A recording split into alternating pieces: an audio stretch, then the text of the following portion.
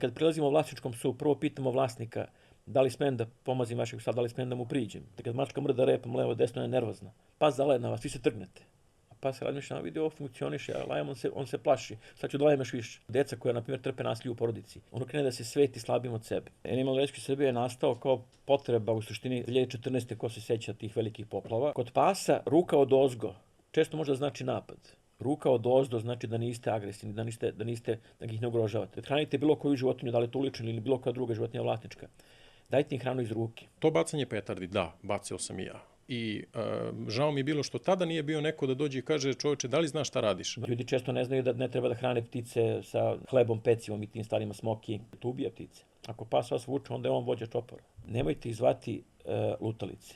To su napuštene životinje. Tako je. Strašne su bile scene, znači psi ostavljeni na lancu, znači udaljeni, krave, konji u štalama, ovce, svinje u oborima, znači jednostavno sve to podaljeno, nije moglo da izađe napolje da pliva. Ako nisi promenio mišljenje za 10, 15, 20 godina ili za godinu dana, ti nešto ne radiš kako treba. Prosječan pas može tako brzo da trči. Što znači nema šanse da mu pobegnemo. Ljudi ne znaju da šetaju psa ulicom.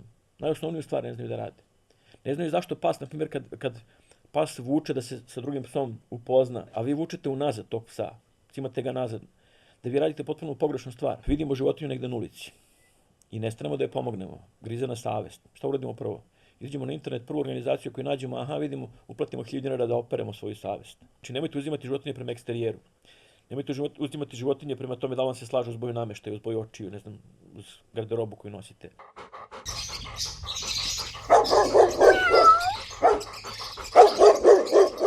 Dobar dan i dobrodošli u Njuškast. Moje ime je Nenad, a vaš domaćin Njuškasta ko drugi nego Bagira. Bagira, dobro mi došao. Današnji gost nam je Aleksandar iz organizacije Animal Rescue Srbija. Aco, dobro mi došao. Bolje te našao i tebi, Bagiru. Reci mi, Aco, ajde pre svega imamo uvek neko prvo pitanje kojim otvaramo. To je King's Choice Jel Šapu pitanje. Jesi imao ljubimca kad si bio mali? Pa normalno, da sam imao ljubimca ne bi se ne bavio životinjama da nisam. U suštini, moja majka imala strašno puno problema sa mnom. I sam sve živo dovlačio kući. Znači sve što vidim da je živo. U suštini tad nisam znao da pravim greške, tad sam dovlačio što treba i što ne treba. Pa donesem kornjaču iz prirode, na primjer, koja ne treba da živi u nekim urbanim uslovima, ali ja je donesem zato što mislim da treba da je spasim, treba da je pomognem. Ali u suštini, kažem, bilo stvarno svega i svačega. Znači, dovlačio sam životinje, pokušao da sakrim ispod majice, da provučem se onako u kuću, da mama ne vidi na kraju kraja, međutim u stomaku liki, tako da kad vidi da se nešto mrda ispod, šta si opet donao? Tako da, kažem, stalno bilo problema i onda kad izbaci životinju napolje, onda ja plačem, onda moja majka najgora na svetu i tako dalje, što ne voli životinje, ona žena voli životinje, nego smo živjeli u tako malom stanu, znači bukvalno kao otprilike je vaš studio, toliko smo stanu živjeli. Tako da, kažem, bukvalno nije bilo uslova za to, ali ja sam volio životinje više nego išta, tako da sam ih stalno dovlačio. Znači, pored pasa, mačaka i to što si imao si te egzotične vrste. Ja sam guštere donosio, ja sam donosio sve što nađem, znači bukvalno zmije sam donosio. To jest nalazio sam tad slepiće, pa sam jednostavno donosio to kući, to nisu zmije, to su faktički gušteri, ali kažem jednostavno sve što nađem, sve ptice neke koje nađem da su ispali iz gnezda i donosim kući, znači tako da bilo je stalno, uvek je bilo životinja u kući, znači to nije falilo. Onda samim tim mogu da kažem zašto je nastao uopšte Animal Rescue i šta je uopšte... Pa nije baš zbog toga nastao Animal Rescue, jer ja sam životinje spasavao i bez Animal Rescue Srbije. Znači, jednostavno ja sam spasio, uopšte ne znam broj životinja koji sam spasio, znači jednostavno tokom celog svog života. Animal Rescue Srbije je nastao kao potreba u suštini 2014. ko se seća tih velikih poplava. Ja sam inače radio obuku za specijalne jedinice policije za vatrogasce, tu veračku spasilačku obuku, pošto sam naučio to od 85. godine prošlog veka. I jednostavno tu mi je nekako bilo onako potreba kad sam vidio jednostavno šta se dešavalo za vreme poplava. A tad su me zvali moj Isaja i još neki drugi kojima sam trebao da pomognem. I kad sam jednostavno vidio koliko se životinja podavilo tada u tom trenutku i kad sam vidio jednostavno da mi jednostavno ne možemo stignemo spasimo ni ljude, kao li životinje. Strašne su bile scene, znači psi ostavljeni na lancu, znači udaljeni, krave, konji ne znam, u štalama, ovce, svinje u oborima, znači jednostavno sve to podaljeno, nije moglo da izađe napolje da pliva. Znači ljudi su spasavali svoje živote, nisu se setili da puste životinje, da životinje izađu jednostavno na slobodu, da otplivaju negde. I kad sam to vidio, jednostavno tad mi je pukao film, tad sam jednostavno rešio nešto moram da promenim. A pošto sam se bavio i speleologijom i, kažem, nekim elementima alpinizma i ronjenjem i tako raznim nekim drugim stvarima, onda sam pozvao sve svoje drugare koje znam i prijateljice da se uključimo negde da napravimo jedan tim koji će spasavati životinje iz tih najtežih situacija. Znači, gde jednostavno životinja upadne u šaht ili bunar i ne može da izađe, nema šanse da izađe. A vatrogasci to nisu radili, kod nas ne rade ni dan danas. I evo odmah u odbranu vatrogasaca da kažem da ne treba da ih krivimo iz prostog razloga, naši vatrogasci nisu niti opremljeni, niti obučeni da rade sa životinjama i imaju prioritet da spasavaju ljude i materijalna dobra. I što mi reče jedan komandant vatrogasne brigade, kaže, nije da mi ne volimo životinje, nego kaže, ne smijem ja da pošaljem ekipu da skida negde mačku s drveta, a on mi izgori žena s detetom. Šta sam onda napravio?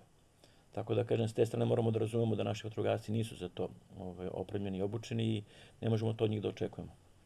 Tako da, svakako, kažem, tu smo negde napravili jednu organizaciju koja bi radila upravo te najteže slučajeve i tako je krenula čitava priča. U stvari, ja sam kao mali Perica zamišljao da samo to fali. Da je sve idealno i da da sve samo to funkcioniše sa ide životinjama. trešnica na Ja se šlagman. nisam bavio, kažem, tim udruženjima, životinjama i tako dalje. Ja sam smatrao da svako od nas treba da spasi životinju kad je vidi, kad je nađe negde sam i šta će mu udruženje na kraju, koji će mu đavo, kad može sve sam da završi. Međutim, ja sam polazio pogrešno od sebe. I onda sam mislio da to sve svako od nas može sam.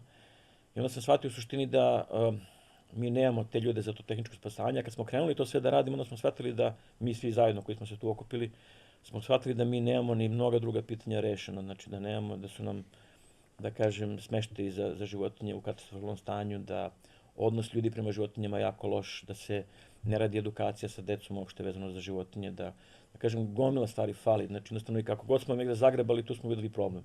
I onda smo jednostavno, kažem, nismo mogli da prođemo, kao kad ne možeš da prođeš pored životinje koja je negde na ulici, tako ne možeš da prođeš pored problema pa kažeš, ajde, baš me briga, nek to rešava neko drugi. Nego se hvatamo za jedno, za drugo, za treće. I onda moji organizaciji lude sa mnom takođe, zato što ja, gde god vidim problem, ja pokušavam da ga rešim. Koliko si bilo tada, kad ste krenuli?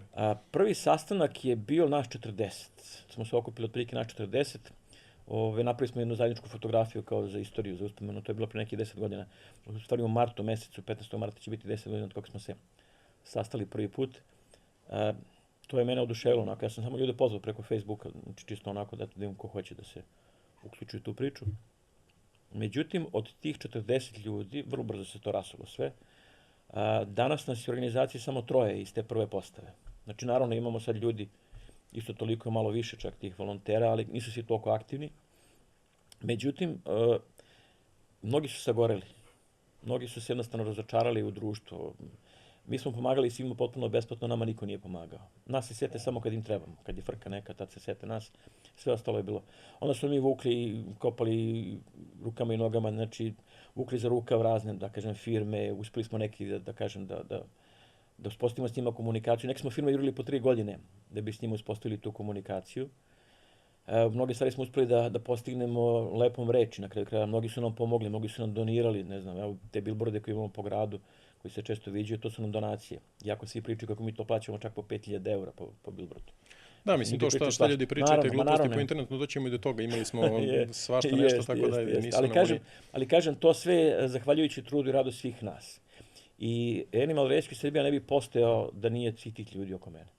Znači, ja uopšte ne, kažem, ja sam samo zaslužan za to što sam prvi povukao. Znači, jednostavno i pozvali da idemo nešto da promenimo. A ARS postoji već 10 godina samo zahvaljujući svim tim dobrim ljudima koji su tu, koji zajedno, kažem, guraju u istom pravcu, jednostavno i vide da to što radimo ima nekog smisla. Vide jednostavno da ima efekta, jer vidimo pomake, vidimo promene. Vidimo promene u raznim oblastima. Imamo razne projekte koje radimo i vidimo, iz godine u godinu smo uporni, onako tvrdoglavo uporni da neke stvari promenimo i vidimo da se stvari polako menjaju. Kažu sami građani da se neke stvari bolje. Jeste uspeli da dođete sad? Krenuo si od onog da ste krenuli bukvalno od repa. Mislili ste da samo to fali, a onda se vraćamo na ono da nemaš ni edukaciju kod ljudi, da ljudi dalje tretiraju životinje kao da nisu živa bića. Koliko se u tom smislu razlikuje, 10 godina ovih?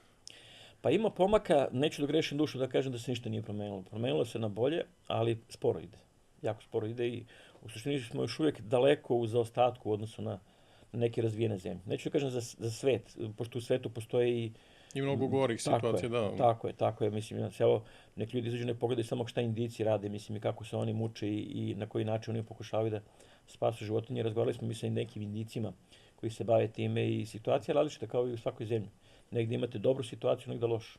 Što kaže, negdje na severu zemlje je super, a na jugu zemlje je loša. Katastrofa, tako da, evo kao i kod nas, kao što na primjer u Italiji, također i u nekim drugim zemljama. Tako da kažem, jednostavno nije to, ne može se unificirati da se kaže ovi su dobri, ovi su loši. Da, da Nikad možemo ne kažemo generalizujemo uvek. Tako je, kažemo jedan narod je dobar, drugi narod je loš. Nije, to ne postoji uopšte. Svuda postoje dobri i loši ljudi, svuda postoje ljudi koji žive od životinje, koji žive za životinje. Nas također je razočaralo to što smo videli u inostranstvu, također postoje organizacije koje se bave prevarama. Jednostavno, ajde kažem što se, mi smo očekivali negde da će to da funkcioniše u razvijenom svetu malo bolje, međutim i tamo to postoji.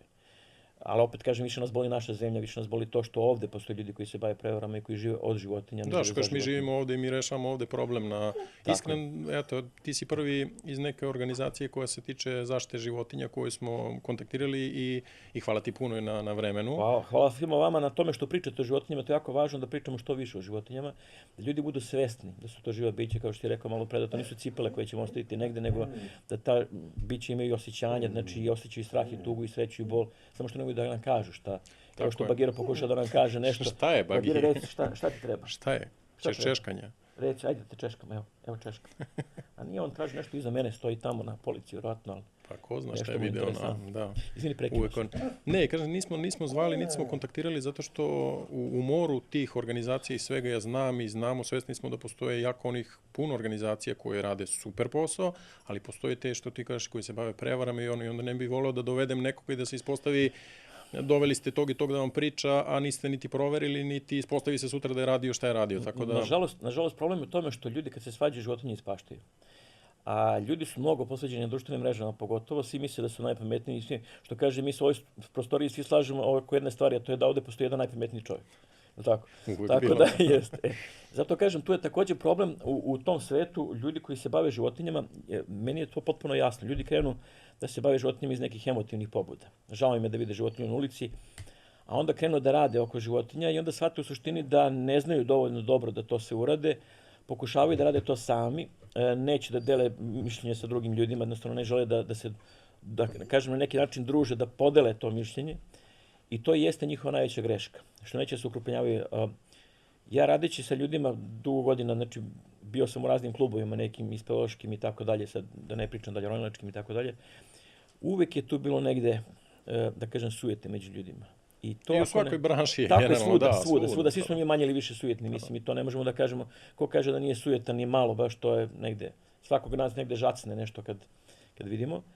Ali kažem, tu negde, pokušavajući sve to da predupredimo, znači ja sam bukvalno prvi sastanak rekao, kad smo napravili sastanak, kad sam pozvao ljude.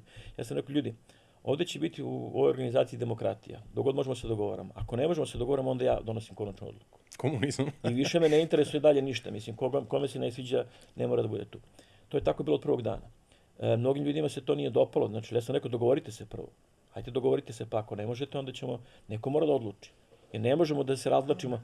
Mi smo imali, evo, da priznam bukvalno, prve 4 godine su bile te dečije bolesti kroz koje smo prolazili. I to su bukvalno te stvari gde svako hoće na svoj način da to uradi. I onda su bili tu neki mali klanovi, neke male svađe, prepucavanja na društvenim, to je sa nekim našim internim mrežama, dok na kraju jednostavno nismo očistili naše redu i shvatili smo jednostavno da treba da ostanu samo ljudi koji su razumni, koji mogu da komuniciraju, koji umiju da komuniciraju, a ne jednostavno se svađaju svaki čas. Jer bukvalno neko napiše jednu rečenicu, odmah krene svađe s druge strane. Odmah krene kopanje očiju. Da, bukvalno čini bilo šta da kažeš, tako je. To jeste problem među našim organizacijama, što naše organizacije samo se svađaju, umjesto da sarađuju. A mislim da nije samo organizacija, mislim da generalno u mentalitetu našeg naroda je... Jeste, ima i toga, ali u suštini se sve to da rešiti na kraju krajeva. Što kaže, od glave riba smrdi. Ako ja vidim, ili na kraju krajeva kako prepoznajem, znači da li je vlasnik dobar prema psu, ja posmatram psa, ne vlasnika. Vlasnik će da mi kaže svašta, a pas neće, pas ne ume da laže. Tako isto je situacija s organizacijama. Čim ja vidim da postoji organizacija u kojoj nema puno ljudi, nego da je to one man show, ja odmah shvatim da taj čovjek jednostavno nije za saradnju, nije saradljiv. Ta priča tipa, ne mogu ja ni sa kim da sarađujem, pa pitaj se da li možda ljudi s tobom ne mogu da sarađuju. Tako je. Uvijek kreni od sebe na... Jeste, zato kažem, nisam ja idealan u Arsu. Znači, ja imam svojih nekih bubica i ja ljudima kažem, ok, ako nešto relja, recite mi. I ja se nekad sklonim sa strane. Imam mlađih ljudi koji su sa mnogo više energije nego ja. Znači, kažem, jednostavno ja pokušavam da vučem, da dam neki pravac u svemu tome, ali ne kažem da sam najpametniji. A ti mlađi ljudi treba im dati šansu. Oni treba na kraju sutra da nastave da vode te Ars. Mene sutra može auto da zgazi. Šta ćemo onda? Će da propadne organizacija zbog toga što mene nema. Pa ne treba, ovo što treba organizacija funkcioniše na dobrobit svih tih životinja i tih ljudi koji vole te životinje. Zato kažem, tu negdje da ne grešimo dušu, da ne primimo, da ne polazimo stalno od sebe. Mislim, to jeste problem što mi većinom polazimo od sebe i ja sam, kažem, eto, pravio greške da sam polazio od sebe pa sam pravio neke greške, ali onda kad vidim ili kad mi neko kaže, onda se ispravim. Evo, primjera radi petarde. Znači, ja To sam je tema, da, to ćemo da... Evo, pričat ćemo o to ću tome, ali kažem, posebno evo, da- na primjer, to mi uvek pada na pamet, ja uvek priznajem, ja sam pre 30 godina sam bacao petarde. I to sam bacao ne razmišljajući, bilo mi je zabavno koji svakom drugom. Međutim, kad su mi prijatelji prvi put rekli, ti znaš koliko štete praviš životinjama, deci sa autizmom, ljudima koji su bolesni, leže negdje, treba im mir i tišina, deci, bebe koje spavaju, na kraju budiš i time i tako dalje. Ja sam se zapitao, čekaj, stvarno, pa ja, mislim, nisam nikad o tome razmišljao. Od tog trenutka nikad bacio petardu više nisam. Znači, to je poenta samo o tome da pričamo jedni s drugima, da kažemo, ej, ali ne da, mislim, prvo ne da pametujemo drugima, nego da im skrenemo pažnju. Drugo, da jednostavno ti ljudi kojima pričamo pokušaju da shvate da im pričamo o to najboljoj nameri, da nismo Tako je, da nije pametovanje. Mi smo u novembru, evo, pošto ovo nam je tačno vreme pred Novu godinu, i to ludilo s petardima i vatrometima uvek ide tu. I mi smo se uključili od novembra i krenuli smo jednu kampanjicu kao što i vi radite. Ono što možemo do nas da uradimo, to je to. Ljudi, ne bacajte petarde, ne da pametujemo. I odmah su se uključili, što ti kažeš. Ti imaš jedan komentar, odmah imaš 3 koji su negativna. Zašto ne spominjete decu? Zašto ne... Ljudi, mi smo organizacija koja se bavi za dobrobit životinja, ljubimaca i ostalo. To bacanje petardi, da, bacio sam i ja. I žao mi je bilo što tada nije bio neko da dođe i kaže, čoveče, da li znaš šta radiš? Da. Evo, mi ovim ne pametujemo, nego samo kažemo, evo, štetiš životinjama, štetiš prirodi, štetiš deci, štetiš odraslima koji legnu da spavaju i smeta im. Znači, nije da se mi pravimo pametni da je samo zbog životinja, nego zbog svih ostalih. I da, svi smo mi bacali to, ali okej, ljudski je da se menjaš, ljudski je da menjaš mišljenje i to je skroz legitimno. Ako nisi promenio mišljenje za 10, 15, 20 godina ili za godinu dana, ti nešto ne radiš kako treba. Džabe pričati onda takvim ljudima. Jednostavno kažem, ko razume, shvatit će, a ko ne razume, znači jednostavno dovoljno je reći jasno i glasno jedanput. Onaj ko stvarno razmišlja, on će se shvatiti i mislim, ukapirat će odmah iz prve da radi nešto pogrešno. Onaj ko želi da tera inat svakome, celom svetu oko sebe, znači tu nema puno leba. Tu jednostavno, mislim, možda je više posao za neke psihologije nego za... Pa jeste, definitivno. Mi smo ulazili posle u komentare šta ljudi pišu. Ja prvo da se zahvalim stvarno celoj zajednici i Pet Show i partnerima koji su podržali tu akciju i svim ljudima koji su šerovali, ripostovali i slali drugima. To je stvarno, mi do sada nismo imali veći šer od toga. To je oko 400 i nešto hiljada ljudi do sada viđeno. Odlično. U celom regionu i sve boli, to smo pričali ti ja, sve boli to ta ista, isti problem svi imamo u regionu. Tako je. Pa u celom svetu, ali ti u masi tih super komentara i super odjeka ti imaš opet komentare koji ja stvarno ne mogu da razumem. Niti smo se trudili. Ne treba uopšte ulaziti u te rasprave. To je greška koju smo mi, na primjer, na početku napravili kad smo krenuli jednostavno da odgovaramo na takve komentare. Odmah smo shvatili odmah, bukvalno u prvoj situaciji, u prvom slučaju smo shvatili suštini da to nema svrhe. Da je to gubljenje vremena. I tad smo donali odluku da više nećemo da komentarišemo takve stvari, nećemo da odgovaramo na takve komentare, jednostavno ćemo da ignorišemo. Nećemo da ih brišemo. Znači ima raznih, samo brišemo one koji su, da kažem, nepristojni. Vredljivog, tako je, da. Nepristojni, njih brišemo stvarno, ali one koji govore protiv nas, ostavljamo i čak. Tako je. Bukvalno je takve komentare, nek se vidi da postoje razni ljudi. Ljudi shvate, mislim, ko razume shvatit će što kaže. Za razliku od nekih drugih koji su brisali sve žive komentare, znači samo ostavljaju pozitivne komentare, mi smo htjeli da se vidi jednostavno kakva je situacija.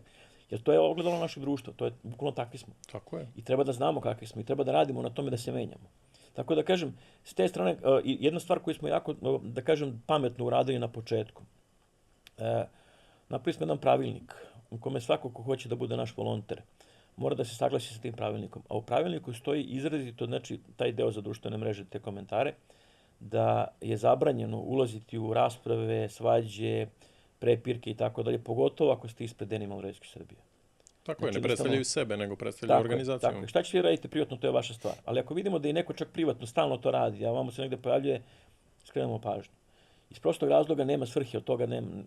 Mi smo imali naše neke volonterke koje pa napiše tamo kod nas na grupi, kaže 2 sata sam potrošila u raspravi sa nekom ženom tamo i ništa nisam uradila. Sizifov posao, ne možeš... Zašto to? Pa da si te ta 2 sata potrošila da radimo sa životinjama nešto korisno, nego što si potrošila tamo.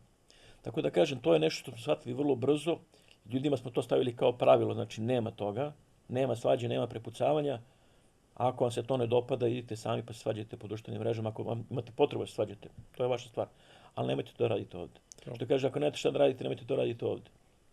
Tako. Ljudi, pre svega udirite jedan like, to vam nisam rekao na početku. A reci mi, Aco, šta je vaša ono kao delatnost generalno? Šta sve radite sa životinjama? Šta ste radili i šta radite sada? Evo ovako, šta se desilo, tu je sad došlo do evolucije, počeli smo tu priču vezano za spasavanje. Mi smo godinama pokušavali da uspostavimo, da kažem, taj sistem tih timova za spasavanje. Nema veze, neka priča svoja. Čekaj, ili ima Peco nešto ispod? Malo čuma, ne, on samo hoće sad da ga češka. A se češka? Ma da, navuko se sad na češkanje, tako da, navuko se na drogu. Tako da, kažem, u početku smo krenuli to sa nekom idejom, znači moja ideja je bila da mi imamo u svim gradovima u Srbiji spasilačke timove za životinje, koji će moći ne samo životinje spasavaju, nego i ljude. I krenuli smo mi tada jako lepo to, napravili smo tim u Nišu, u Novom Sadu, ne znam, Srbobran, Vršac i tako dalje, bili su to razni timovi.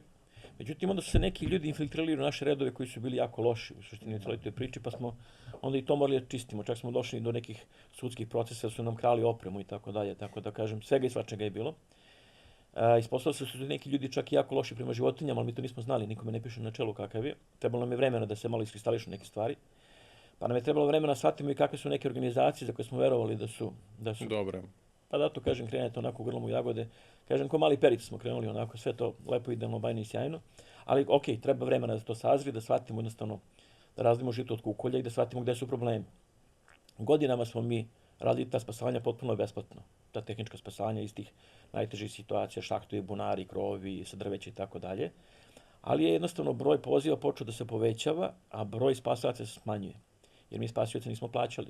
To su bili ljudi volonteri koji posle svog posla odu pa spasavaju, ili su to ljudi koji studiraju pa idu, znači ostave sad učenje pa idu da spasavaju životinje. Kako je bilo sve više poziva, znači sve veći broj tih poziva za spasavanje, a sve manji broj volontera, posao spasavanja je pao na sve veći, to jest na sve manji broj ljudi, znači sve veća koncentracija. Jeste. I ljudi su počeli polako da gore, znači jednostavno da sagorevaju i da jednostavno odustaju jedan po jedan. Na kraju smo došli bukvalno do jednog jedinog čoveka koji je morao 24 sata da trči okolo, da spasava i više nije mogao i, kažem, tu se završilo sve. Tad smo jednostavno došli do situacije, smo morali dobijemo da kažemo mi više ne možemo. Nažalost, žao nam je stvarno, znamo da postoje životinje, ali morat ćete sami da se snađete, znači jednostavno više nema ko.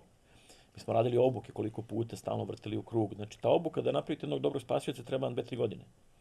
Da vidite prvo da prođe kroz sve te stvari koje su bitne, potrebne i tako dalje. Jer ta obuka je jako specifična i kompleksna. Znači, tu obuku za spasanje životinja smo morali sami da stvorimo. U svetu ne postoji organizacija koja se bavi na takav način, znači, ili da kažem, možda ih ima na prste jedne ruke, ali su one jako zatvorene. Njih finansiraju određeni gradovi, na primjer u Los Angelesu ima tim od 12 ljudi, znači, koji jednostavno neće komunicirati ni sa kim, čak ni u Americi, a kamoli sa nama u Srbiji. I ti ljudi jednostavno su na platnom spisku grada, grad ih plaća i oni jednostavno to rade za potrebe grada. I baš i briga da komuniciraju sa bilo kim drugim. Tu vrstu obuke smo radili, znači jednostavno sa ljudima i ja sam implementirao sva ona moja znanja višegodišnja, znači iz biologije, iz ronjenja i ne znam, alpinizma i tako dalje, sportskog penjanja i tako dalje. Kombinovali smo čak i opremu koja je drugačija. Ko se bavi tim vertikalnim sportovima zna da tu postoje razlike velike, nije to baš tako da je to sve isto. I onda jednostavno, kažem, kombinovali smo te tehnike razne sa načinima, da kažem, hvatanja životinja. Morali smo da znamo kako se životinje ponašaju. Mi smo došli do faze, na primjer, da kad imamo mačku na drvetu i kad krene spasilac na drvo gore, znači već u prvi 5 minuta znamo kako će mačka se ponaša. Ajde da kažemo u 95% slučaja već možemo prepoznamo kako će mačka da reaguje i znamo šta treba da radimo. To je ono što je, kažem, jako bitno, to iskustvo koje smo mi izvukli iz čitave te priče, jer da nismo to iskustvo skupljali, danas ne bi bilo ništa, mislim, ne bi ništa znali. Ali, kažem, svakako smo jednostavno učili kroz sve to i unapređivali, znači, naš rad, unapređivali naša znanja, naše veštine i sve ostalo, čak napravili neku novu opremu koju nismo mogli nigde da nađemo na internetu da se kupi. Da, sila zakon. Bukvalno, kažem, danas imamo neku opremu koju nema niko u svetu, znači jednostavno opremu koja je prilagođena za hvatanje, na primjer, mačaka na drvetu, znači gde je način mnogo lakši, mnogo brži. To nas je muka naterala, znači. I mi smo inače poznati kao improvizatori ovde u ovoj zemlji, pošto smo sve morali da krpimo i sastavljamo i kad naši ljudi odu u stranstvo, onda se pokažu kao jako dobri u spajanju nekih stvari koje su nespojive. Tako da kažem, uspeli smo da napravimo razne stvari i sad pokušavamo ponovo da jednostavno tu informaciju i to znanje proširimo malo po svetu, tako da, ali čuće se, pričat ćemo i o tome kad bude vreme za to. A reci mi, je li bilo slučajeva, pošto 10 godina već radite, za to vreme da vam je prišao neko iz grada, iz države, šta god i da kaže, ok, radite super, kako možemo mi da se uključimo, jer to je neka stvar koja ako vetrogasci ne rade, a postoji problem, znači neko mora da radi. Evo ovako, što se tiče političara i političke situacije generalno, ja sam u svojoj sad karijeri do sadašnje, evo, sreo samo 2 čoveka iz politike, jedan iz opozicije, drugi iz pozicije, da su se ponašali kao razumni ljudi, kao ljudi koji žele da pomognu životinjama. Za jednog iz opozicije, svi znaju, sada ne pominjem ime, ali znaju ga u ovom gradu, on radio razne promene na bolje. Taj čovjek nas je na Vračaru sreo kad smo skidali jednu mačku s drveta iz jedne gomile. Kaže, pošto neka žena dobacila, kaže, pa što ne uradite to i to? Ja kažem, baš sam ja bio tad na terenu sa koleginicom koja ima najviše tih spasavanja. I ja kažem, onako nije ne gledajući ko je, pošto stalno dobacuje tako, jer mi imamo situaciju, na primjer, mačka na drvetu, stoji jednostavno 5 pijenih ljudi ispred kafane koji neće ništa da pomognu, a onda mi kad dođemo, onda se oni okupe, pa oni nama pričaju šta mi treba da radimo i tako dalje. A onda ta žena koja nas je zvala, onda ona poludi, misli, zato što kaže da malo prije da pomognu ništa, a sad se pravi pametno. Tako isto iz gomile dobacuje jedna žena kao, što ne uradite to i to, ja kažem, gospođe, kad bi mi to imali, tu opremu, a neki čovjek iz te gomile dobaci, a šta vam treba? I ja kažem, šta nam sve ne treba? On kaže, pa možda ja mogu da vam pomognem. I ja u tom trenutku okrenem se da im ko je, pošto će čovjek da ponudi pomoć i vidim, da kažem, tog poznatog političara, veoma poznatog.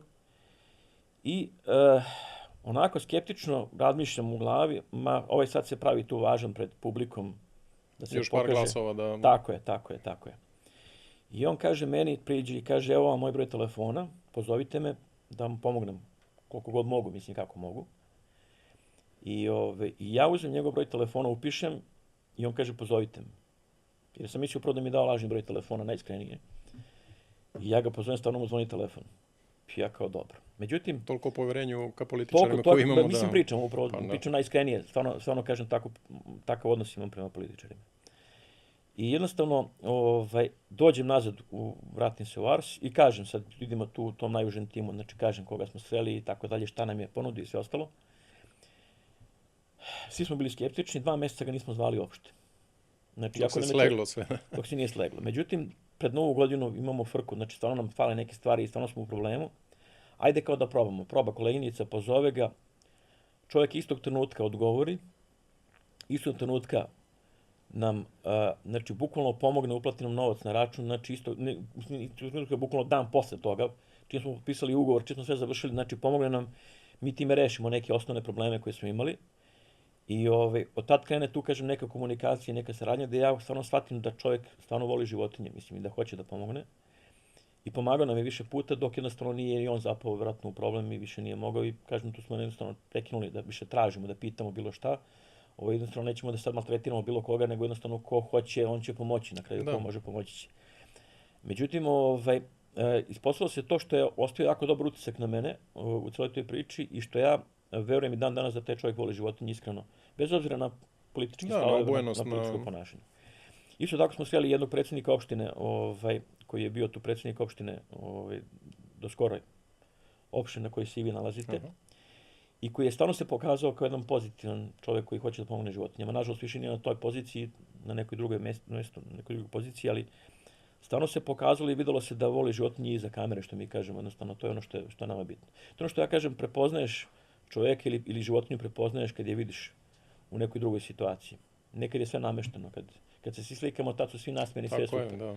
Ajde vidimo kako se čovjek ponaša prema životinjama kad nije u toj situaciji. Ali to je opet, vraćamo se na to da ste imali samo pojedince. Znači, tako opet je. Pojedince nemamo podršku države, nemamo podršku grada, nemamo podršku, znači jednostavno institucija nemamo podršku, čak se institucije neke oslanjaju na nas, što je malo smešno, znači da institucije koje se bave životinjama traže našu pomoć, što nije baš dobro. Neću da pričam koje su institucije, nije ni bitno, to su ljudi koji nam traže pomoć u okviru tih institucija. Znači, nemamo, da kažem... A sami tu pomoć ne nude... Mislim, svi smo mi svesni u kakvom društvu živimo, znači, jednostavno. I sad očekivati da, eto, malo pre taj komentar kao ko brine o deci, pa mi decu lečimo SMS-om na kraju krajeva. Da krenemo od toga, da.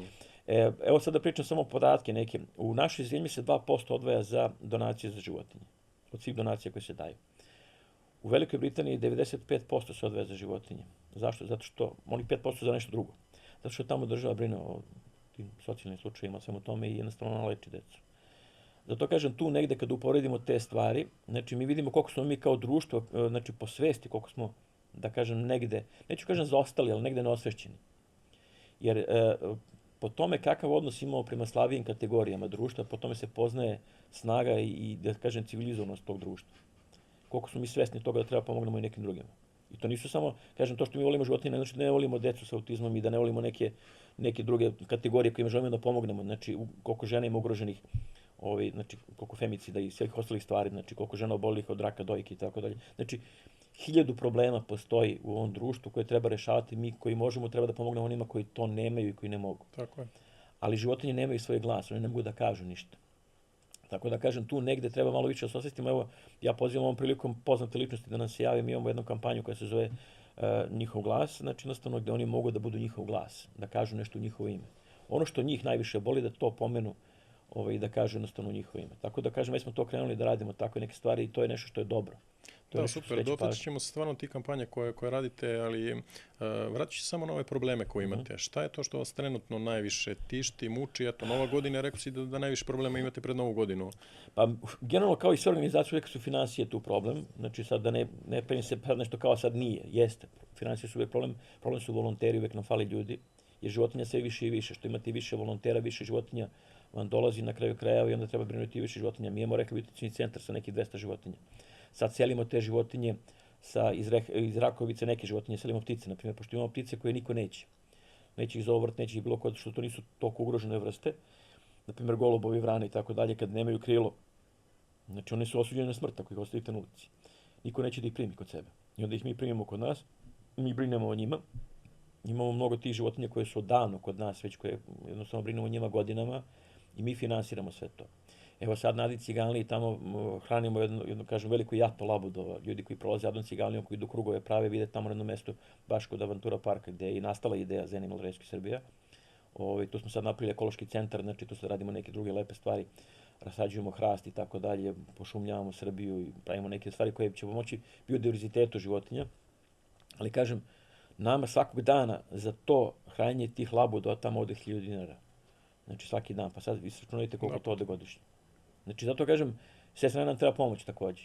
Ljudi često ne znaju da ne treba da hrane ptice sa, ne znam, hlebom, pecivom i tim stvarima, smoki, ne znam, čipsom i tako dalje. To ubija ptice. Ptice dobijaju čak jedan sindrom koji se zove anđelska krila, znači jednostavno da im peri raste ukrivo.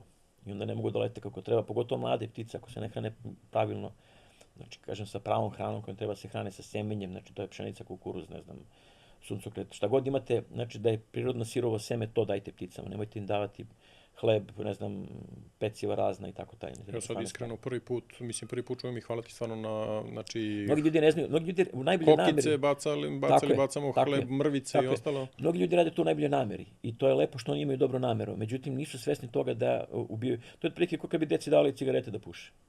Kao to je dobro. Nekad se smatralo kad su cigarete bile popularne nakon Drugog svjetskog rata, smatralo se da su cigarete čak i korisne za zdravlje, mislim, dotle je to išlo. Nekad se koristila, ne znam, boja sa olovom, nekad se pravila paste za zube od radioaktivnih materijala. Ljudi su mislili svašta nekada. Međutim, ako mi saznamo da je nešto štetno, a da je nešto dobro, onda treba da pričamo o tome. Tako da treba da kažemo, ok, hvala vam što hranite ptice, što brinete o njima, ali nemojte ih hraniti hlebom i pecima, znači to je za njih, jer oni ne mogu da vare te soli, aditive, razne kvasce i tako dalje. To su životinje koje su na ovoj planeti duže nego mi. Znači, vode još poreklo dinosaurusa. Znači, ko je njih tada hranio? Šta su tada jele? Dođe zima, na primjer, ljudi naprave paniku, ne znam, ptice na ledu, na Dunavu. Znači, to je bila jedna godina strašna panika, to su medije napravili paniku, potpuno bespotrebno. Ljudi su razvili razne gluposti. Htjeli su da ljudi ih spasavaju, da idu po ledu tamo, da plivaju. Neko da upadne ispod leda, samo ga Dunav odnese, gotovo. Nema šanse da se spasi. Kad upadnete u jezero, imate neku šansu da izađete, mirna je voda. Kad upadnete u reku, pod led, odnese vas voda gotovo isto. To je, kažem, jednostavno, ljudi nisu svesni toga šta rade, ali rade to u najboljoj nameri. Požrtvovani hoće da spasu labudove, što je lepo, ali nemojte raditi nešto što ne znate. Ili pitajte bar na kraju krajeva, edukujte se, informišite se. Drugo, na internetu nisu sve informacije tačne. Znači, na internetu svako može da ostavi komentar. Tako je. Znači, kad nešto čitate i proveravate, kad nešto hoćete da saznate o životinjama, znači, nađite više izvora informacije. Nemojte uhvatiti se za prvi komentar. Ja sam gledao komentare ljudi koji su, mislim, katastrofalno, potpuno suprotni od onoga što bi trebao da kažu. I onda kažem to, dobro, posle vidim da neko komentariše nije tačno i tako dalje. Znači, ima ljudi koji znaju, koji su svesni toga, ali kažem, dobro je, informišite se. Nemojte impulsivno reagovati. Impulsivno reagujete samo u trenutku kada vam je pitanje života i smrti, mislim, ništa više. A sve ostalo, prst na čelo. I mi inače generalno 98% odluka na dnevnom nivou donosimo impulsivno. A samo 2% tih odluka, to se zna, znači to je u psihologiji podatak koji je poznat, znači samo za 2% odluka sednemo da razmislimo. Zato mi kažemo da sednem da razmislim. Jer poznata je ta priča, ljudi kad šetaju, na primjer, kad hodaju, ako krenu da pričaju o nekim dubokoumnim stvarima, uspore, pa čak i stanu. Zato što ne može mozak da funkcioniše. Mozak kad ozbiljno razmišlja, znači kad ne radi, da kažem, instinktivno, znači onda tad mozak mora da samo to razmišlja, mora da sedne ili da stane. Tako da kažem, tu možemo da prepoznamo sebe kad stvarno ozbiljno razmišljamo, a kad nam je sve površno. Da. A sa životinjama često emotivno reagujemo. Dakle, jedna stvar koju ja često govorim i pominjem, vidimo životinju negde na ulici i ne stanemo da je pomognemo. Grize nas savest. Šta uradimo prvo? Izađemo na internet, prvu organizaciju koju nađemo, vidimo, uplatimo 1000 dinara da operemo svoju savest. Često su na internetu, na tim društvenim mrežama organizacije koje najviše para daju kroz reklamiranje, koje najviše bukvalno ljude orobe. Znači, takvih ima prevaranata na sve strane, znači budite oprezni, razmislite pre nego što date nekome pare. Proverite šta radi, čime se bavi. Znači, idite, obiđite te ljude, da vidite stvarno da li to rade. Znači, nemojte samo tek tako, eto, uplatili ste pa, jer vi nekad često pomažete prevarantima da žive još bolje. Tako je. Da kupuju sebi nekretnine, kupuju sebi kola, kupuju sebi razne stvari, a životinje su im samo paravan da mogu da ih iskoriste za... Pa tako je, da. Te ugrožene vrste kao što su deca, kao što su životinje, tako kao što je. stvari. To je ono što mi reagujemo emotivno. Reagujemo impulsivno i jednostavno ne razmišljamo. I samo operemo svoju savest, platimo nešto malo i kao mirni smo, sad smo rešili problem. Tako da, kažem, tu negde moramo svi da razmišljamo, moramo da budemo edukovani, znači jednostavno da krenemo od malena prvo da radimo sa decom, na primjer. Imamo taj program koji se zove Wow Expert, gdje radimo sa klinicima po školama i ispostavilo se da je od 3. do 5. razreda oni su najzahvalniji. Jer ovi ispod tog 3. razreda, njima je to interesantno, ali oni baš ne kapiraju mnogo te stvari o kojima mi pričamo. Ovi, kažem, preko 5. tamo 6. pa već dalje to i pubertet drma, tako da ih više ništa i ne interesuje. Čak miniraju razna predavanja da bi bili onako baje, da bi bili glavni. I onda smo uspostavilo se da su ti između 3. i 5. razreda najzahvalniji za to. Oni stvarno hoće da slušaju, njih sve interesuje, oni kapiraju svet kako funkcioniše. Tad mi se stvara životni scenario, šta će da budu u životu, šta će da rade. Možda smo čak i zarazili neko dete da bude biolog neki, prirodnjak i tako dalje, da se bavi životinjama. Kažemo, ako ste jednog samo uspeli, jednog da smo zainteresovali, pa super. Tu smo primetili, na primjer, da tu ima najviše uticaja, da tu negde kad krenemo iz tog perioda, da to ostavlja traga, jer ta deca faktički nose tu informaciju u kući, pa utiču na roditelje. Jer vi često kad kažete roditelju nemojte to i to, često mnogi roditelji kažu, ma šta ti ima da mi pričaš ti sad tu nešto pametno. Moje dete. Ali kad mu dete kaže, kad mu dete dođe, kad mu dete kaže, znači tata, mama, nemoj to da radiš, drugačije roditelji poslušaju svoju decu nego što slušaju nas. Tako da tu negdje imamo mnogo bolj utjecaj kad ulazimo preko dece u domove i kad deci ispričamo šta je dobro, šta nije, deca to pamte, opominju drugi. Mi decu učimo, na primjer, u tom predavanju kako da budu bezbedniji na ulici kad sretnu čopor pasa ili jednog psa, kako da se pravilno priđu psu. Pa evo na kraju krajeva Bagire na mene laju kad sam došao pa smo se sprijateljili vrlo brzo. Znači ako znate kako da priđete pravilno psu, evo sad leži pored mene, sad je moj pas faktički. Vodim ga kući posle. Šalim se. Svakako kažem, tu negde kad deci damo tu informaciju, deca to usvoje mnogo bolje i deca to šire dalje. Tako da decu učimo kako da budu bezbedniji na ulici. Ajde baš si to tako to da ne zaboravim samo kako dete naiđe na čopor pasa i uvek je to izujedao, ne sme da prođe ulicom, da nama predavanje traje 45 minuta, ne mogu da sad spakujemo to 45 minuta, ali probat ću najkraće moguće. Samo da kažem šta radimo na predavanju. Znači bezbednost dece u kontaktu sa životinjama, nisu to samo psi nego i mačke, odgovorno vlasništvo, šta podrazumeva i kako izgleda biti odgovoran vlasnik i kako prepoznati nasilje nad životinjama i šta raditi u tim situacijama kad prepoznate vršnjačko nasilje nad životinjama. Sve one teme koje sam ja napisao sebi ovdje, u 3 tačke si mi stavio. Pa dobro, ne veze, super, odlično. Pa mislim, mi to i radimo zato što jednostavno, kažem, iskustvo nas je tome naučilo. I zato i pričamo o takvim stvarima. Ako krenemo od toga, bezbednost na ulici. Znači, imamo previše životinja na ulici, previše pasa imamo na ulici, ima mačaka 3 puta više nego što ima pasa, ali se ne vide toliko i ljudi se ne plaše toliko mačaka koliko se plaše pasa. Zašto se plaše pasa? Zato što ne poznaju životinje, ne znaju kako se životinje ponašaju. U većini slučajeva kad smo istraživali da vidimo između sukoba i psa, kad je došlo do nekog sukoba, došli smo do toga da je čovjek uzrok, a ne životinje. Da su psi koji su na ulici. I još jedna stvar jako bitno da ne zaboravim. Nemojte ih zvati lutalice. To su napuštene životinje. Tako je. Od čoveka napuštene, izbačene napolje. Tako je. Kad kažemo lutalice, to ima jednu negativnu konotaciju. I to molimo stalno medije, molimo stalno jednostavno i novinare i razne druge ljude koji pričaju što u javnosti bilo šta. Znači, nemojte ih zvati lutalice, jer oni ne lutaju dobrovoljno. Njih je neko izbacio napolje. A mi lutalice podrazumijevamo nešto negativno, nešto, da kažemo, onako loše. Napuštene životinje kod nas izazivaju neku empatiju ipak. A oni stvarno jesu napuštene životinje. Tako je. Pa sve više vidimo maltezera na ulici, sve više vlasničkih pasa koji su izbačeni. Sad kažem, da krenemo da se vratimo do toga. Psi kad su na ulici izbačeni, oni se ponašaju kao vukovi, faktički, jer potiču od vukova. Pas ne želi da bude sam, on voli da bude u čoporu. I onda on traži sebi čopor, gde će da bude. I onda imamo te čopore po gradu, na raznim mestima. Te pse ljudi hrane. Neko brine o njima, neko ih hrani. Oni poznaju ljude, prepoznaju ljude kao izvor hrane. Znači nisu oni agresivni prema ljudima.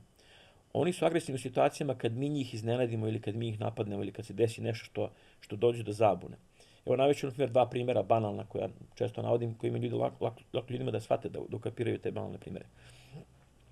Najčešće se psi skupljaju negdje ispred nekih prodavnica, gdje ljudi često hrane njih, tamo izađu iz prodavnice, daju neku klopu i tu ima puno ljudi, tu je frekvencija velika ljudi. Sad zamislite situaciju da dolazi, na primjer, jedan čovjek koji vozi kola, neki beli auto, nije bitno koji, i sad on dolazi svaki dan tu i hrani te pse. I ti psi jednostavno prepoznaju čim dođe taj auto, psi to povezuju i bit će hrane. Sad dođe neka druga žena, na primjer, sa tim istim kolima takvim, znači ima slučajno isti auto, izlazi iz tih kola, znači otvara vrata, izlazi iz kola, psi trče već ka njoj, jer misle da je to taj čovjek faktički. I krenu psi ka njoj. Žena izađe iz kola, vidi da 5 pasa prilazi kod nje, žena se uplaši naravno, jer ne zna šta ti psi hoće, misli da hoće da ih napadne. Žena vrisne, znači dere se na te pse onako u strahu, psi se onda trgnu uplašeni oni šta se dešava, ko njih sad napada i krenu da laju sad na nju, jer su oni čopor. I tu dođu do zabune potpuno. Znači nisu psi krenuli nju da napadnu, ali žena to tako protumačila. Znači, jer psi da su na ulici takvi agresivni, bi napadali sve redom. Vi bi čuli da ide čopor pasa koji sve živo napada i sve živo ujede. Te priče mediji vole i ti si uvek, to je Gaga Nikolić svoje vremeno rekao, gde si ti pročitao kao da je neki pas prišao i pomazio se, nego si uvek čuo pas napao, odgrizao ruku, nogu. Tako je. To je, kažem, senzacionalizam koji se pravi u medijima. I ajde da krenemo na primjer drugu situaciju, žena vodi dete ulicom. Naravno, dete šeta sada do trotoara, tamo do ograde. Pas koji naravno je brži od nas, hoće da prođe s leđa, znači hoće da prođe brzo, nije ni primetio ni ženu ni dete, mislim. Žena perifernom video vidi psa koji prolazi, onako uplašena, trgne se, pošto prolazi pored deteta, ne zna šta se dešava, trgne se, vrisne, iznenadi psa, pas se onako uplaši na njen trza i na njeno skakanje, na njenu vrisku i pas krene da laje, uplašen sav. I žena kaže, napao je pas i mene i dete. Ja sam svedok toga, napao je pas i mene i dete. A ne vidimo kako je došlo do toga. Zato kažem, to su neke banalne situacije do kojih dođe. Drugi problem su neki drugi psi. To su oni psi koji su učeni da napadaju. To su oni psi koji žive u dvorištima, s kojima se ne radi. To je nešto drugo. Opet je čovjek kriv. Tako je. Opet je čovjek kriv. U prvom delu bih rekao da je strah, kao i u svemu. Tako je. Ali u drugom delu je često zanemarivanje pasa ili maltretiranje pasa, znači zlostavljanje pasa, što je sve krivično delo. Prema članu 269 Krivičnog zakona Republike Srbije, znači zanemarivanje, zlostavljanje, ubijanje životinja, sve je to krivično delo. A to ljudi često rade. I nisu toga ni svesni da je to krivično delo. I zato je zadužena policija koja često neće da izađe na teren. Iako je to samo pas ili samo mačka. Iako je to njihovo zaduženje, po zakonu je to njihovo zaduženje. Zato kažem, imamo puno stvari koje ljudi ne znaju, a treba da znaju. Treba da se nauče, da se edukuju. Toga dosta, mislim, mi smo često okrenuti tim nekim edukativnim sadržajima, kao što si rekao, znači na našim društvenim mrežama, na Instagramu, pogotovo koju najviše i koristimo, znači su najčešće edukativne objave. Upravo zato što pokušavamo da ljude malo trgnemo, da ih osvestimo, da im kažemo, evo kao ovo za hranjenje ptica. Znači, mnogi to ne znaju. Treba da pričamo o tome. Da. Jer time ćemo pomoći ne samo životinjama, nego ćemo pomoći i ljudima. Ljudima će biti lakše. Čovjek kad zna kako je ponašanje pasa, znači, jer nažalost mi nemamo tu obuku za ljude koji hoće da uzmu svog kućnog ljubimca, na primjer nekog prvog, kao što postoji u nekim razvijenim zemljama. Jednostavno, to bi trebalo kod nas da se uvede. Kad bi svako ko hoće da uzme kućnog ljubimca prošao kroz tu obuku, prvo da vidi šta to sve zahteva, koje se obaveze zahteva. Da li si ti za to uopšte? Tako je, da li imaš ti vremena za psa? Možda je za tebe bolja mačka, možda je ribica za tebe najbolje rješenje. Najmanje vremena zahteva. Vidim da imate ovdje ribice, tako da... Znači imate sve ste pokrili, fali nam samo jedna mačka ovdje. Ali kažem, s te strane, znači kad se ljudi edukuju na pravilan način, oni neće onda jednostavno imati... Ja imam primjer koji često navodim, znači primjer mojih prijatelja dobrih koji su... Znači, on je čovjek, znači, oboje su edukovani. Oboje, kažem, imaju bitne, da kažem, poslove, socijalne poslove, interakciju s ljudima svaki dan. Pitali su me, imaju 2 ćerke, pitali su me hoće da neke životinje uzmu za ćerke. I htjeli su uzmu neke pse. Vidjeli su Jack Russella, naprimjer, to im se mnogo dopalo. Ja sam rekao, nemoj to nikako živite u stanu, mislim, to su psi koji zahtevaju strašno puno energije, vremena, vi nemate vremena za to, ali kao to naše ćerke vole. Pa ja kažem, znam da vole, ali bolje uzmite 2 mačke, svaka nek ima svoju mačku i bit će super, svi će biti zadovoljni. 2 mjeseca mi se nisu javljali, pričali smo ponovo o tome, na više puta sam im rekao, nemojte Jack Russella, ali mi to, znači naši ćerke hoće i tako dalje. 2 mjeseca se nisu javljali, ja pitam šta se dešava, jeste uzeli neke životinje, kaže jesmo. Šta ste uzeli? Uzeli smo 2 Jack Russella. Sad je gotovo, kad ste ih već uzeli, gotovo sad, ajde, gajte. Prošlo opet 2 mjeseca, pitam kako su vam psi, pa kaže nisu više kod nas, kod babe su. To je to što jednostavno kažem, ljudi... I od babe će da otvori se kapija. A jedna im je čak i pobegla Kjeruša, nestala je, tako da ostala samo jedna. Ali kažem, jednostavno, to su stvari koje ljudi treba da se posavjetuju s ljudima koji znaju. Znači, ja neću sigurno da uzimam lekove na svoju ruku, mislim, pitaću lekara šta ću da uzmem od lekova. Sad se opet vraćamo na ono što smo mi izgubili uopšte. Izgubio si poverenje i u lekare, izgubio si poverenje. Nekako mislim da nismo izgubili poverenje u veterinare, recimo. Negde, zato što kad ti kaže nešto za životinju, ti prihvataš to zato što se ne razumeš, a i dalje nekako veruješ, iako ima situacija gde su svašta nešto radili, ali... Ima raznih veterinara, sad da kažem da ne grišim dušu. Ima veterinara koji su stvarno ljubitelji životinja veliki, ima veterinara koji su ušli u veterinu zbog ljubavi prema životinjama, na kraju se to preokrenulo u novac, u biznis. I toga ima definitivno. Ali veterinari definitivno, ako je dobar veterinar, on mora bude čak bolji nego što su lekari za ljude. Zato što vi čovjeka možete pitati šta se dešava i tako dalje. Veterinar mora da otkrije šta je sa životinjom. A često, kažem, onda mi krivimo veterinara što nije iz prve pogodio šta je sa životinjom, ali ne može da je pogodi često iz prve, iako, kažem, jednostavno veliki je pritisak, veliko opterećenje na njih. To je isto ono što kažemo i spasanje ljudi, spasanje životinja. Spasanje životinja je mnogo teže nego ljudi.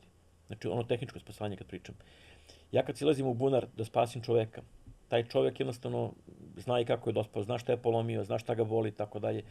Znam i kako, možda mi pomogne čak i da ga podvežem i da ga imobilišem i tako dalje. Kad prilazim psu u bunaru, taj pas ne zna zašto sam došao pre svega, možda ga je čovjek bacio unutra, pa sad ne veruje ljudima više i hoće da mu ujede. Znači, prva stvar, brani se od mene.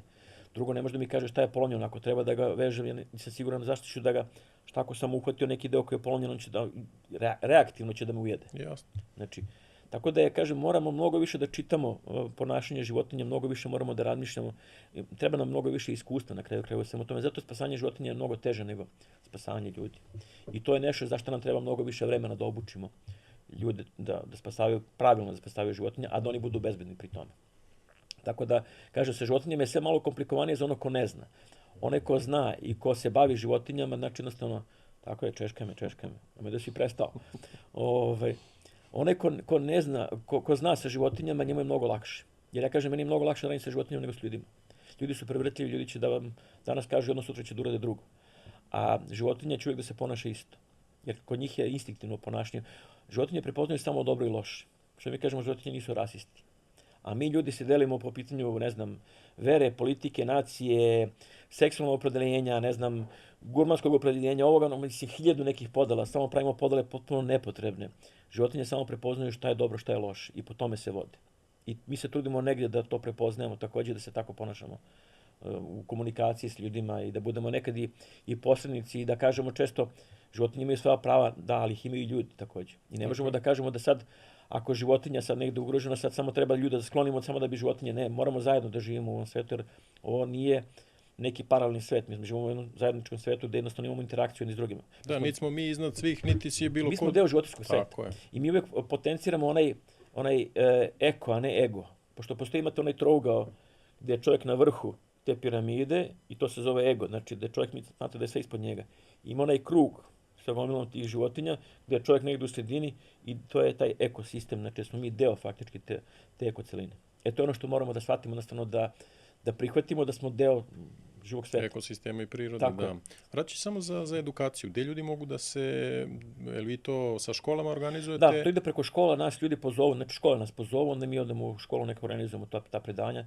Imamo predanja koje radimo i sa firmama, čak ako ima neka firma koja je zainteresovana, onda možemo doći i kod njihovu firmu, održati jedno predanje gdje mogu također dovedu čak i svoju decu. Mislim, imamo te situacije kad je to u radno vrijeme, pa deca nisu prisutna, ima nekad kad je to na kraju radnog vremena, pa dođu sa svojom decom, onda mi jednostavno održimo to predavanje koje je onako, da kažem, multidisciplinarno, pričamo o raznim stvarima. Ono što je možda najlepši deo svakog tog predavanja i u školama i po firmama, to je onaj deo na kraju kad ljudi mogu da postave pitanje. Jer mogu da pitaju bukvalno sve, nevezano za životinje, nisu to samo psi i mačke, znači to su domaći, divlje, vlasnički, nevlasnički, šta god, mi radimo sa svim vrstama životinja. Tako da jednostavno kažem, sve što ih interesuje mogu da nas pitaju, znamo dosta toga, ne znamo sve, a ono što ne znamo, znamo koga ćemo da pitamo. Da, i sad je super, pošto sad svake nove godine sve firme organizuju to, dodele paketiće, Deda Mraza i ostalo. Eto, jedan poziv i jedna ideja šta možete da uradite, uradit ćete nešto društveno korisno. Pozovite Animal Rescue Srbija, eto, organizovat ćemo jedno predavanje, 45 minuta si rekao, 40. 45 minuta traje predavanje, onda posle toga imamo to vreme za neka pitanja 15 minuta, međutim ta pitanja se oduže posle, mislim to bude nekad i sat vremena. Bude duže pitanje nego predavanje. Ali u suštini to jeste najlepši deo, zato što tu vidimo šta ljude interesuje najviše. Mi dobijemo odatle informaciju, znači šta je to, koja su to pitanja koje njih interesuju. Da li su to priče o slepim miševima, o zmijama, o ne znam, o bilo kojim drugim životinjama, znači koje su ljudima nekako možda da kažemo onako mističnije. Ljudi se najviše tih životinja plaše bez ikakvog razloga. Ali sve je to napeljena fama o tim životinjama, jednostavno da kažem, jednostavno potpuno, da, jest. Neznanje je najveći naš neprijatelj. Neznanje, strah, kad se to spoji sa strahom. Strah je faktički posljedica neznanja. Tako je. Jer mi ono što ne poznamo, toga se plašimo. Znači, to je uvijek je tako bilo, mislim. Tako se životinje ponašaju isto. Životinje ono što ne prepoznaju, toga se plaše. Evo sad na Adi imamo tamo 2 labuda na rehabilitaciji, znači koji su se plašili strašno mene kad sam im prelazio da ih hranim. Navikli su se kroz neko vrijeme, upoznali su me jednostavno i vide da nisam možda opasan za njih i više nemaju strah od mene, tako da više nema tog siktanja na mene i nema tog širenja krila, ne znam, da hoće da me napadnu i tako da. Da, jedina stvar koju ljudi ne zaboravljaju to je da životinje instinktivno reaguju, a mi razumom, tako da tu bi trebalo samo trebalo razumom da reagujemo. Tako je, ja nekome koji prilazi mogu da kažem, usmeno da mu kažem, ne boj se, nisam došao da te napadnem, došao sam ti pomognem. Životinje to moram da pokažem mojim gestikulacijama, mojim ponašanjem. Evo sad posljednje predavanje koje je bilo u jednoj stranoj kompaniji ovdje u Beogradu, pitali su ljudi kako da pravilno priđem psu i mački, znači kako da jednostavno da ih na neki način navedem da urade ono što ja hoću. Ja kažem prva i najosnovnija stvar je strpljenje, znači smirenost. Jer vi ako nemate strpljenja za rad sa životinjama, nema šanse da ćete postići bilo šta. Zato što životinje ne razume šta vi hoćete. Psi su neverbalni komunikatori, ne komuniciraju neverbalno. Znači, mi moramo da prepoznamo njihovo ponašanje. Kao što nema prepoznao njega na stepeništu, još dole vidio sam da je malo uplašen i da je nepoverljiv i tako dalje. Pa sam onda morao tu da izvedem neke stvari da bi on meni verovao na kraju kraja da bi mi prišao. Znači, treba nam vreme za sve to, treba strpljenje. Ja ne mogu njega da nateram da on mene voli. Na brzinu da mu kažem, slušaj, ja sam dobar, pa me ti mene voli. Znači, to tako ne funkcioniše kod životinja. Životinje moraju da se uveru u nešto.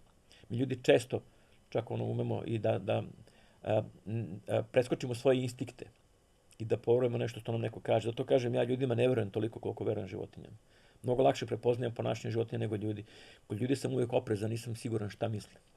Da, ljudi gledaju mišljenje većine će pre da uzmu za svoje. Čak je bilo istraživanje jedno gde su povukli 2 crte, ne znam da li znaš o tome. Gde su povekli, da, i tipa doveli su 9 glumaca i taj jedan koji je bio, i povukli su 2 crte. Jedna je bila, i tražili su koja je veća. I sad tih 9 glumaca pre njega je reklo da je ova manja veća. I on koji je došao 10 pred njim i on je rekao, iako vidi čovek, iako mišljenje većine. To je moć, te sugestije većine, uticaje većine, znači koji jednostavno, to se tako dešava, znači mi smo svi također ta neka živa bića koja jednostavno potpadamo pod uticaj grupe, mase. Mi smo socijalna bića. Ljudi ne vole da žive sami. Pa to je to, malo pre si rekao da oni vole u čoporu, mi ne živimo u čoporu, ali volimo u društvu. I tako i psi idu za čoporom. Kad krene većina, tu krene i onaj posljednji pas. Što kaže kuci Turci, to i mali mujo. Tako da faktički psi se tako ponašaju, mačke malo drugačije. To poznavanje mačaka također je često zabuna ljudi. Često više vole pse zato što su psi se obraduju. Mačke se također obraduju. Samo što vi ne znate, prepoznate kako se mačka obraduje, na koji način. Ona se samo drugačije obraduje, a isto vam se obraduje kad dođete. I zato kažem, ljudi često onako, neke stvari ljudi su često površni, da kažem.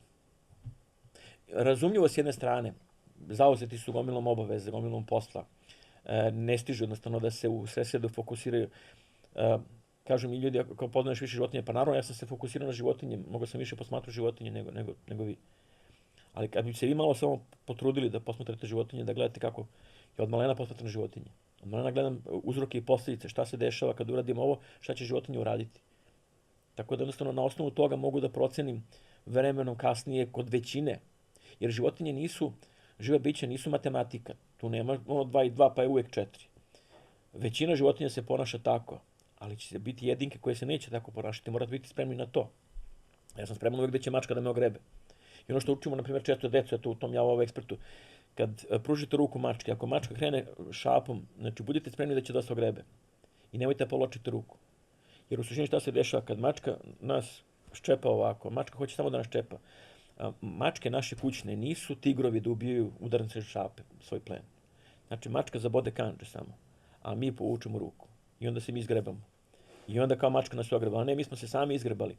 Kad bi izdržali taj ubod samo, mačka samo povuče kandže, ako mi ne bežimo naravno, mačka povuče kandže i onako okrene glavu i kao šalila sam se. Nisam ništa mislila ozbiljno. Tako da to kod mačaka funkcioniše. Jako je važno kako im prelazite na koji način. Evo pričam stalno anegdotu mog jednog komšije gde smo živjeli ranije. Na 4. spratu nije bilo lifta, imali smo jednog mačka, Meda se zvao. Oni silazio niz stepenice s 4. sprata dole na ulicu i vraćao se sam, sjamac. I komšija jedan dan meni kaže, kaže, komšija, tvoj Meda me, kaže, ujeo. Ja kažem, što tu i on nikoga ne ujede, nema razloga nikakvog, baš je ono dobar mačak. Pogotovo jedna komšinica, tu starija žena je govorila kako je vaš Meda lepo vaspitan. Mi kako znate da je lepo vaspitan. Kaže, kad god ja idem stepeništem, on se skloni sa strane, pusti me da prođe. Pravi džentlmen. On u stvari samo se skloni, ne želi da ima kontakt s njom. Ali on to tako tumači. I sad komšija je rekao, kaže, ujeo me, a kaže, bio je lepo raspoložen. Ja pitam, kako ti znaš da je bio lepo raspoložen? Na osnovu čega? Ti rekao ili? Da. A on komšija ima psa, samo nikad mačku nije imao, samo psa ima. Pa kaže, bio je veseo, komu je laki, mahao je repom. Ja kažem, ali komšija to nije isto. Mislim, kad maš repom, to ne znači da mačke su potpuno suprotne. Kad mačka mrda repom, levo, desno je nervozna. Znači, to je upozoravao te da nešto nije u redu. A ne, kaže, bio raspoložen, čak je mumlao kao moj laki, ja sam krenuo da ga mazim, on kao moj laki kad ga mazim, on onako mumlao, sad zadovoljan, kao, ja, komšija, ali to je sve naopako, to je sve suprotno. Tako da kažem, to su stvari koje, on je to u najboljoj nameri radio. Znači, ali opet edukacija... Nije poznavao. To, kad mi to se ispričao, kad sam mu ja rekao, on se smejao sam sebi. Kaže, pa nisam znao, nisam nikad mačku imao. Ja kažem, naravno. Zato kažem, ako se ne upoznamo sa životinjama, kako životinje reaguju, mi jednostavno ne možemo da prepoznamo to njihovo ponašanje, onda dolazi do te zabune, do nesporazuma i onda dolazi do toga da se pas brani od nas, a ne da nas napada. I mi često osudimo te pse potpuno ni krivi ni dužni, jer najveći broj napada su vlasnički psi, i to psi koji su dresirani, koji su napadani, koji su učeni da napadaju, da brane dvorište i tako dalje. Ja se najviše, na primjer, plašim tih službenih pasa. Taj službeni pas kad dobije komandu, on više neće da ustukne. I onda moram primjenim neke druge metode da tog psa onesposobim. Ako treba da ga ubijem, mislim da bi jednostavno preživao, mislim, jednostavno da bi se spasio. I to je ono što često ljudi ne znaju neke osnovne. Ljudi ne znaju da šetaju psa ulicom. Najosnovniju stvar ne znaju da rade. Ne znaju zašto pas, na primjer, kad pas vuče da se sa drugim psom upozna, a vi vučete unazad tog psa, cimate ga nazad, da vi radite potpuno pogrešnu stvar. Vi tom psu šaljete komandu, priđi mi, brani me, a onda pas krene još više da laje na drugu stranu. A onda ako suprotno vlasnik to isto radi, znači ta dva psa su došla u koliziju, u sukob, umjesto da se pomirišu, da se pozdrave, da se upoznaju, mi smo te pse pripremili za odbranu, jer ih privlačimo sebi da nas brane. I onda često kažemo, naši psi su agresivni, napadaju, nisu vaši psi ništa krivi. Pustite samo pse da se druže. Samo ste lošu komandu poslao. Tako je. Ima problem, recimo, kad šetamo bagija i to se dešava, da naiđeš na majku sa detetom ili roditelje zajedno i da ti vidiš da dete se ne plaši, ali mu oni strah usađuju. Ne, uvešćete, pusti, ne. To jeste veliki problem. Ja sam, na primjer, držao jedan kamp koji se zove Kamp No Comp, gde nije bilo kompjutera, mobilnih telefona, da smo samo radili sa životinjama, tako učili decu raznim nekim veštinama u prirodi kako da prežive i sve ostalo. Između ostalog smo ih učili i tome kako da se druže sa insektima, na primjer sa nekim drugim životinjama.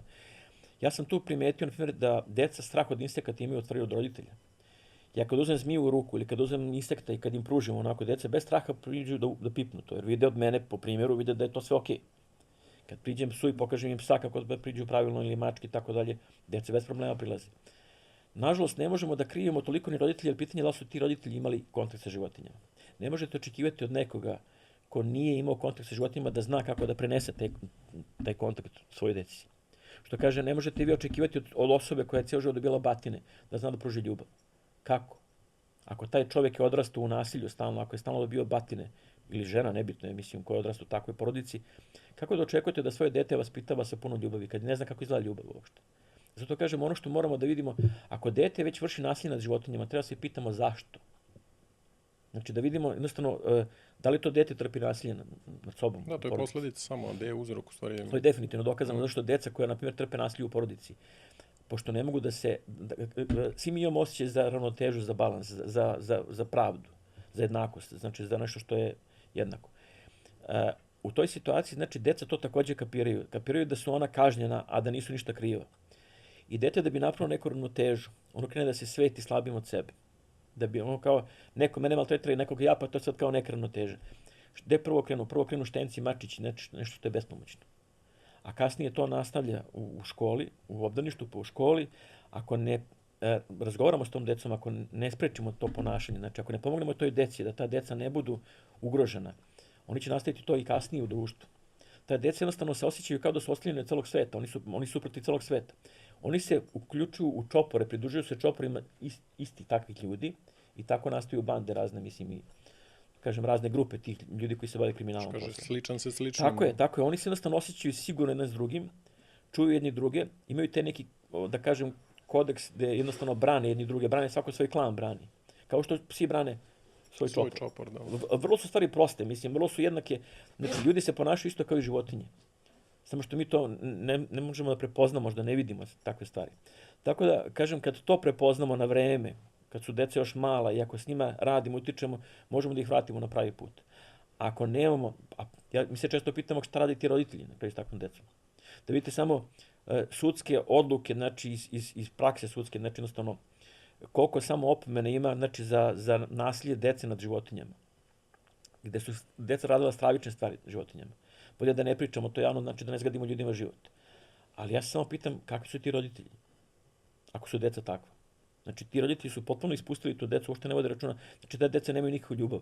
O toj deci niko ne brine. Da, pa mislim, evo, možda se dotaknemo, kažem, opet i petarde i toga, i sve kreće od porodice, gde se u normalnoj porodici stvarno smatram sebe da sam odrastao u normalnoj porodici, da mi nikad nije palo na pamet da uzmem tu petardu, iako sam je bacao, da uzmem životinje, da stavim u usta, da stavim u analni otvor, da, mislim, to je nešto mnogo dublje, što tebi kao normalnom, koji si imao normalno detinjstvo, nikad ne bi palo na pamet. Jeste. Ono što ja kažem često, a to je, deca su kao prazan list hartije. Šta god na njega napišete, to će biti na tom listu hartije. Ako napišete dobre reči, bit će dobro.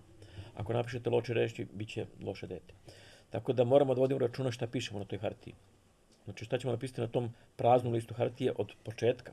Pa rekao si malo pre ono da psi, odnosno životinje, dobro i zlo samo. Ja bih isto rekao i za decu, zato što ti kod dece nemaš rasizma, nemaš ništa. Oni se svi druže između sebe, te kad porastu tebi se javlja to nešto. Zato što ti je neko to... Apsolutno ispravno. Odrasli ih uče, tu si potpuno u pravu. Znači odrasli ih uče samo lošim stvarima.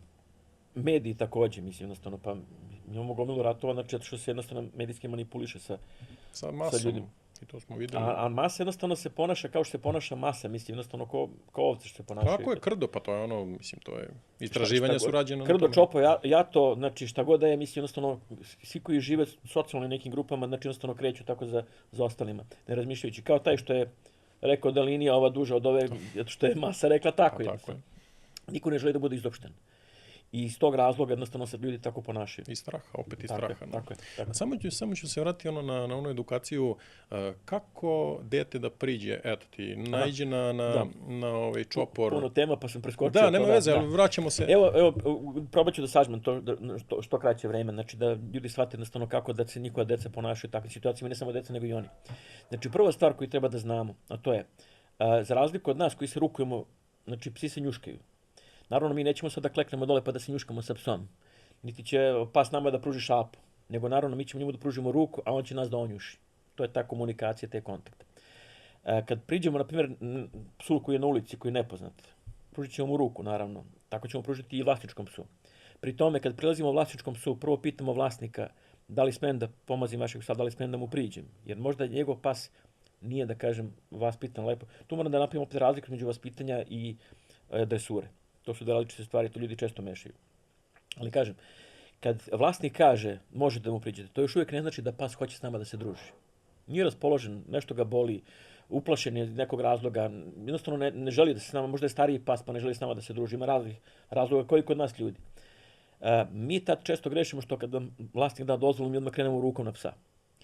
Kod pasa ruka od ozgo često možda znači napad. Ruka od ozdo znači da niste agresivni, da ih ne ugrožavate. Tako da uvek treba da ide od ozdo. Znači nikad od ozgo. Takođe, i kad pružate ruku od ozdo, potpuno nebitno da li ste okrenuli gornji, donji deo, da li ste stavili pesnicu, možda je bolje pružiti pesnicu iz prostog razloga koji krene da vas pas ujede, neće da vam uhvati za prst. No. Teže će da vas ugriza za ruku nego za prst. Ako niste baš sigurni, ako ne vidite da je pas baš maše repom, da je sav srećan, hoće da se igra i tako dalje. Znači, kad pružite ruku od ozdo i nikad nemojte ruku da gurate psu u njušku. Zato što vi kad njemu gurate ruku u njušku, to takođe deluje kao napad. Sačekajte uvijek da vam životinja priđe. Da li to pas, da li to mačka, bilo koja druga životinja da vam priđe. Vi ste već pokazali znake da hoćete da se družite. Vi ste već pružili ruku. To je njima dovoljno. Oni neverbalno komuniciraju odlično. I odlično prepoznaju da mi hoćemo s njima da se družimo. Kad vam pas priđe, kada vas pas onjuši, to je već to prvo rukovanje. Sad smo se upoznali, prepoznao vas je po mirisu, znak oste. Sad je sljedeća faza. Da li pas hoće s vama da se dalje druži? Ako hoće s vama da se druži, on će krenuti da skače po vama, da se tu oko vas vrti, da skače. Znači, ima tu sve raznih načina kako će pas to da pokaže. Vi tada treba psa da pomazite. Dobro je da ga češkate ispod vrata, malo tu, jer tu ne mogu da se dohvate, malo po leđima, malo pozadnje. Da, ima tačno tačke gde oni vole. Koji ne mogu da dohvate, faktički njima je to spa. To sam na njemu radio, malo pre odmah se pribio uz mene da ga češkam dalje. Pa pošto je da vidio sam prestao, onda je prešao kod tebe, pa naravno. Životinje hoće jednostavno da dobiju taj znak pažnje, tu komunikaciju, i mačke i psi. I pogotovo, pričamo o njima zato što su to najčešće životinje koje srećemo. I jednostavno kažem, to kad nastavimo na taj način, mi smo time uspostavili smo komunikaciju. Ako im još damo nešto da jedu, onda smo završili posao. Jer oni nas kad dožive kao izvor hrane, i ono što sam rekao malo pre na početku, a sad da kažemo i u javnosti takođe, jako bitno stvar koju malo ljudi zna.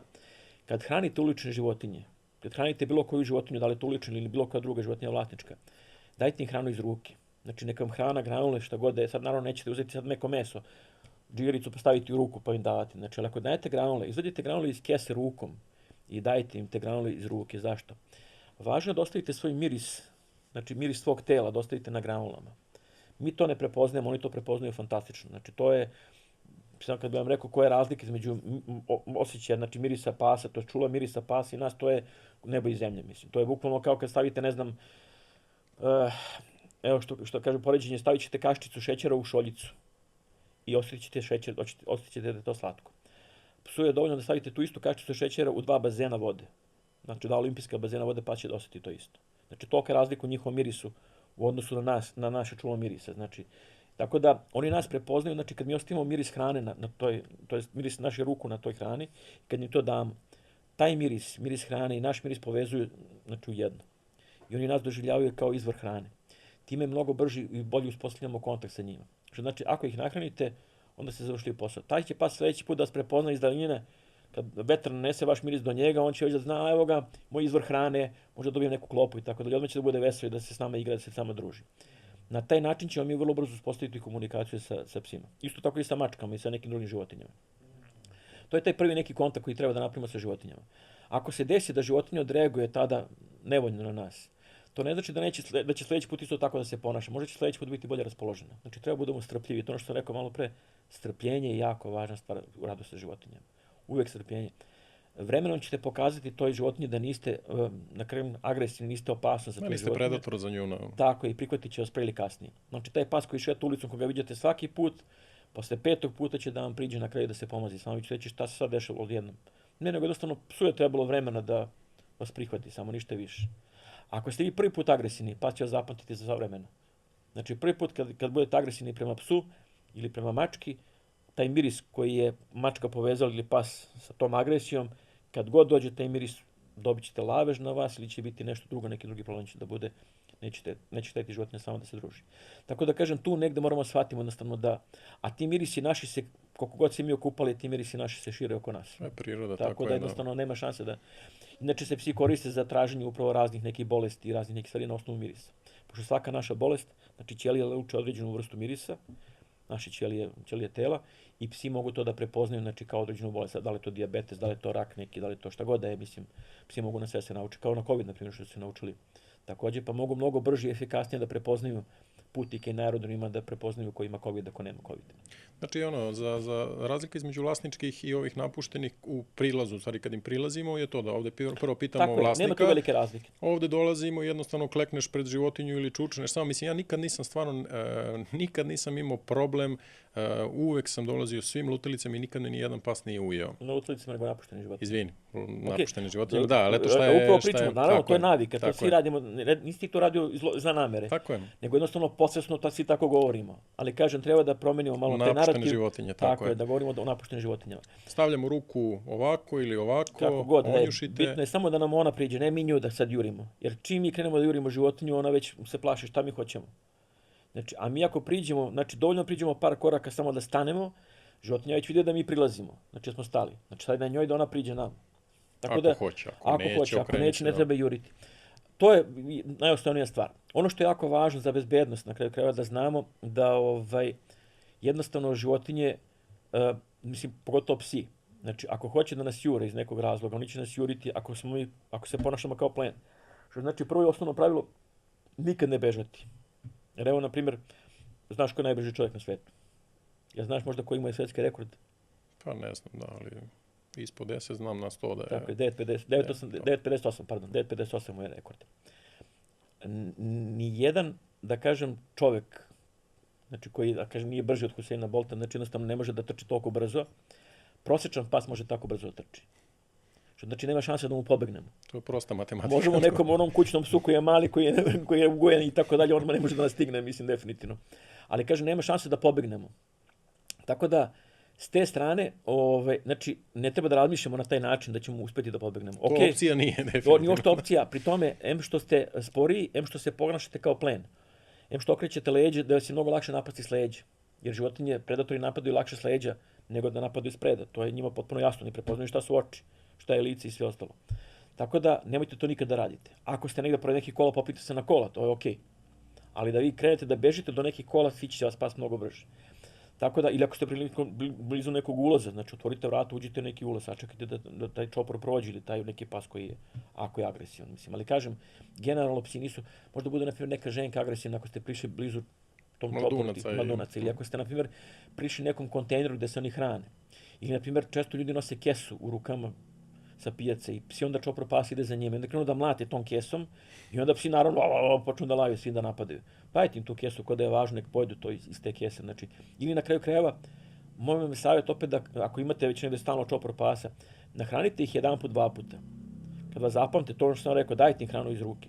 Kad vas zapamte, bit će već to vaši prijatelji, čak će da vas brane od drugih. Jer će znati da ste vi njihov izvor hrane, a da svi ostali su možda vaši neprijatelji. Ako vas neko napadne, ti psi će da vas brane. Imate takve slučajeve gdje, jer oni vas doživljavaju kao deo čopora. I onda jednostavno kažem, čim napao neko njihovog iz čopora, oni će da ga brane.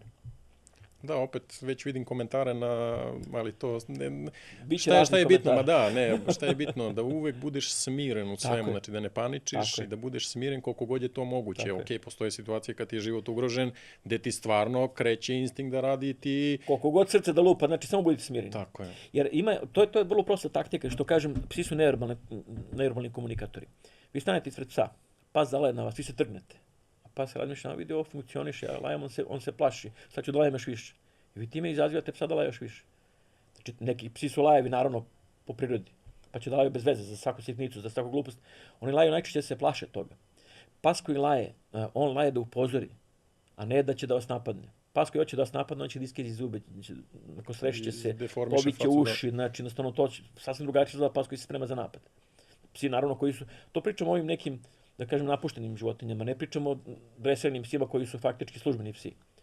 Pas koji je službeni, znači on će samo krenuti u napad, on nema šta da razmišlja. Znači on kad niti će da laje, niti će da... nema, gotovo, samo hvata gde treba da uhvati. Znači zato kažem, u toj komunikaciji sa tim svakodnevnim psima koje srećemo, znači jednostavno vrlo lako prepoznati njihovo ponašanje. I vrlo lako prepoznati kad su oni uplašeni, ne treba ih saterati u ćošak još više. Ne treba ih jednostavno maltretirati, znači pustite ih, dajte im vremena da steknu poverenje u nas. Sve što mi radimo kontra, što radimo na silu, to će samo izazvati kontraefekt. Tako isto i kod ljudi, mislim, to se isto dešava i kod ljudi. Nema razlike. Da, bukvalno su napušteni životinja, sad možemo da produbimo priču, jer Možemo. uključivaće se u smislu, ok, šta rade institucije, zašto ih nisu pokupili, sad, zašto nisu pokupili, nema mesta više. Iskreno da budem, evo uzmemo veterinu Beograd, 3.500 pasa ima kod njih u tim. Znači, nemate više da držite te pse. Oni njih sterilišu i vraćaju na ulicu. Te pse koji su dobri. Pogotovo ako znaju da neko hoće da ih hrani. Znači, ako neko hoće da brine o tim uličnim psima, njima je super rešen jedan deo problema. Jednom je bilo da su im čak i ogrlic stavljali da je stvarno grad Beograd u tom smislu. Da se to spada i tako dalje, nije to rešenje neko, mislim jednostavno, ali kažem, svakako imamo dobro iskustvo sa veterinom Beogradu. To sam teo te pitam. Kad smo počeli se bavimo svim ovim stvarima, slušali smo razne priče o veterini Beograd. Znači, to najcrnije moguće priče. Onda smo se nas 5 pokupili, sjeli u kola, pozvali smo njih i rekli mi bi da obiđemo vaše te azile koje imate tu, znači ta vaša prihvatilišta. Oni su nas prihvatili, naravno, da dođemo, bili su jako oprezni, vidi se da su bili u grču, očekivali su vjerojatno napad s naše strane. Evo još jedna nova organizacija koja će samo da pljuje po nama. Došli smo tamo, videli smo kakva je situacija. Ne mogu da kažem ni da je crno, ni da je belo. Znači, imaju probleme svoje koje rešavaju, naravno, usput. Ali smo razgovarali s njima onako normalno ljudski i ponudili smo im pomoć našu.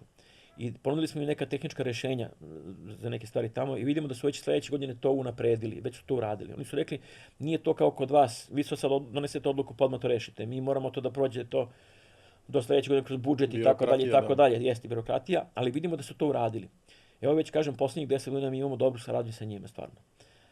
Kažem, nije idealno kao što nije nigde idealno, ni kod nas u organizaciji. Pa njima fale pare, pretpostavljam, kao i što svima... Fali im i ljudi, fali im gomila stvari, znači jednostavno.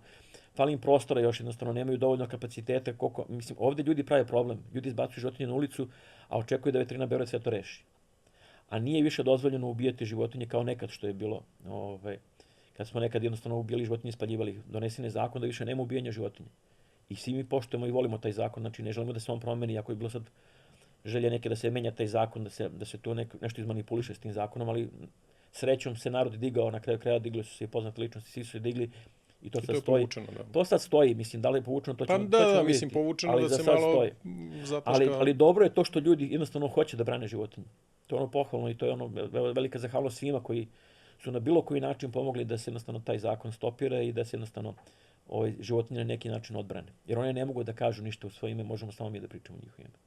Tako da, s te strane, znači što nas više bude, bit će životinjama bolje. I što više budemo svesniji. Tako i da pričamo, evo, ovo je način jedan i opet kažem hvala ti, jer generalno sad ljudima moraš da sažvaćeš, rekli smo malo pre da nemaju ljudi vremena i ti njemu, kroz sav ovaj sadržaj, ti njemu moraš da sažvaćeš sve da mu kažemo onako šta kako da ga zainteresuješ. Tako da eto, kažem opet, ako smo uspeli jednog da zainteresujemo da se popravi, da ne baci tu petardu, da ne znam šta god uradi, pa bit će super. Ima tu mnogo drugih stvari, evo na primjer sad ide novogodišnji praznici. Mi imamo jednu akciju koja se zove Ljubimac nije igračka. I mi kao i mnoge druge odgovorne organizacije, velike svjetske organizacije, se trudimo da ne udomljavamo, to jest ne dajemo životinje udomljavanje u tom periodu. Zašto? Zato što se životinje tad uzimaju impulsivno. Imate razne te situacije, ne znam, na primjer, zašto nam se pojavi gomila kunića u beogradskim parkovima tokom leta. Uzmu ih oko Nove godine, one male kao iz kutije kartonske, ne znam, to su kao patuljasti i tako dalje, slatki mali zeka i sve ostalo, sve to super lepo, bajno i sjajno. Poklone tako nekome, više uvale životinju nego što stvarno neko pokloni, ili roditelji možda nepromišljeno kupe. Šta se onda desi? Zec, za razliku od mačke, to je kunić, da kažem, budem pravilni izražavanju, pošto zečevi su ovi divlji, kunići su ovi naši pitomi koji mi držimo po kućama. Taj kunić jednostavno nije naučen kao mačka, nema taj prirodni instinkt da kao mačka vrši nuždu na jednom mestu. Znači, i nije tako čista životinja. I to pravi glavobolju domaćici koja najčešće brine o kući. I jednostavno onda tako kunića drže često u kavezu nekom, malom prostoru. Uzimaju samo da se igraju sa njim i tako dalje. Taj kunić odraste već vrlo brzo, pošto jako brzo rastu. Dođe letnji period, sezona godišnjih odmora, treba dati kuniće nekom na čuvanje. Kad zamolite bilo koga od rodbine, prijatelja i tako dalje, neće niko. Svi imaju neki izgovor, svi moraju tetke donose lek. Zašto? Zato što ti kunići se osjećaju, znači neprijatelni miris. Niko ne želi sad to kunića da primi u kuću, ne želi da ima tu obavezu da mora da se sad šeta tamo, ovamo, da se zeza oko toga, samo ako mu stvarno nije usput. I što onda roditelji često rade? Pribegnu tom triku da noć pred odlazak, na primjer, na more ili već gde idu, samo to kunić izbaci u park. Negde. Pa nek se snađe kako znaju ume šta da mu radi. I onda dok se vrate sa odmora, deci kažu da ili je, ne znam, desilo se nešto ili pobegu kunić ili šta. Mislim, smisla neku priču, mislim šta god da je. Taj kunić onda završi na ulici. Mi tokom leta imamo često pozive za te kuniće po parkovima beogradskim. Samo zato što su faktički ih uzeli roditelji nepromišljeno, neodgovorno tokom novogodišnjih praznika. Ili psi i mačke na kraju krajeva. Ili, na primjer, ne znam, kad dođe dan zaljubljenih, onda se često poklanjaju tako mačići, štenci i tako dalje, pa onda ta veza pukne, pa onda niko neće tu životinju na kraju krajeva. Mislim, ili se otimaju, čak suprotno, pa se svađaju oko životinje, tako da li bude svega i svačega. Ali kažem, jednostavno ljudi to često nepromišljeno rade. Znači, kod nas kad se dolazi, na primjer, da se udomi mačka, dođu ljudi po 2-3 puta, da mi procenimo prodajemo kakvi su uslovi kod njih kod kuće, da li su im, ne znam, na prozorima mreže, pošto mačke često umiju da se zaglave, ako je prozor na kip, mačka se zaglave i vi niste kod kuće, dok se vratite mačka uginula, mislim. Ili je već polomljena kičma, ili kod na šta sve tu bude, ili padne sa velike visine, pa se povredi i tako dalje. Znači, vodimo računa o tome da životinje odu u prave domove. I vodimo računa da ti ljudi su stvarno odgovorni ljudi. Čak i ako vraćaju životinju, to jest ako je neće više, bolje da je vrate nama nego da je puste na ulicu. Sve se to potpisuje naravno ugovorno, životinje su kod nas sterilisane, kastrirane, čipovane, znači vakcinisane, sve što treba. Čak su i socijalizovane, znamo kako se ponašaju. Tako da kod nas ljudi dođu da uzmu mačku, mi pse sad trenutno ne držimo, nemamo uslova za to, ali imamo dosta mačaka, imamo dosta ptica, imamo te kuniće i tako dalje. Znači kod nas ljudi kad dođu, oni jednostavno znaju šta su dobili, nisu dobili mačku u džaku.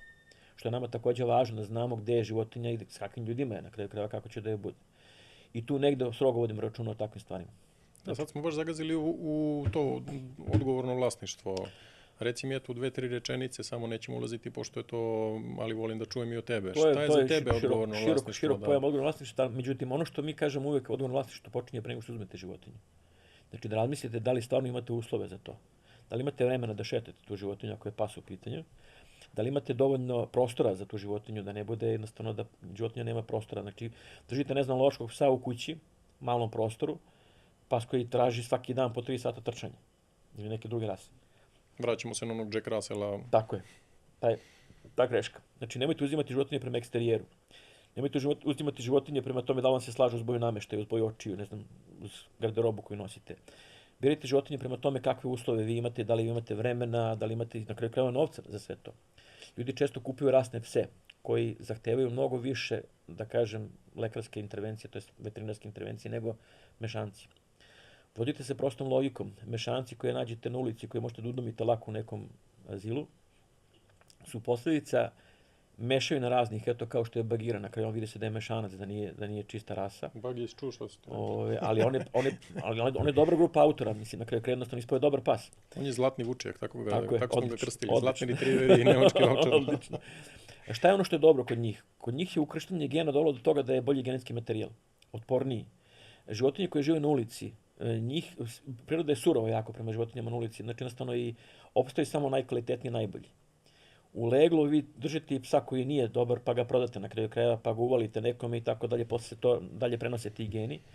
Međutim, kod tih mešanaca je dobro što su faktički mnogo otporniji razne bolesti. Mnogo manje imate, da kažem, obaveza kod veterinara, mnogo manje troškova imate oko tih pasa, tih mačaka. Na kraju krajeva mačke se više mešaju nego psi. Tako da kažem, ako birate nešto što je firmirano, ako hoćete da imate nešto što je firmirano, vodite računa, to jest imajte na umu da ćete to sve mnogo više da platite i da ćete mnogo više da košta. Svi su oni isto lepi i da kažem firmirani i nefirmirani, znači svi su isto dobri, svi su isto puno ljubavi, znači svaki pad će da vam pruži isto. Tako da samo od vas zavisi šta ćete vi da uradite.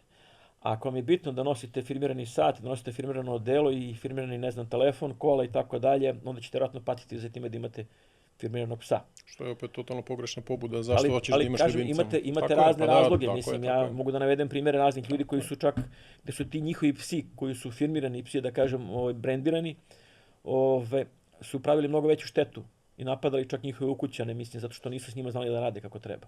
Da sad ne navodim te razne primjere. Da, jasno. Ali kažem, ima ih. Kod mešanaca je upravo to, mešanac koji je odrastao na ulici, on prepoznaje čovjeka kao spasioca i drugačije se ponaša prema čovjeku. Mada naravno, kažem, ponašati se svaki pas dobro prema vama ako znate kako da ga vaspitate. To je ono što kažem, pričam vaspitanje i dresura.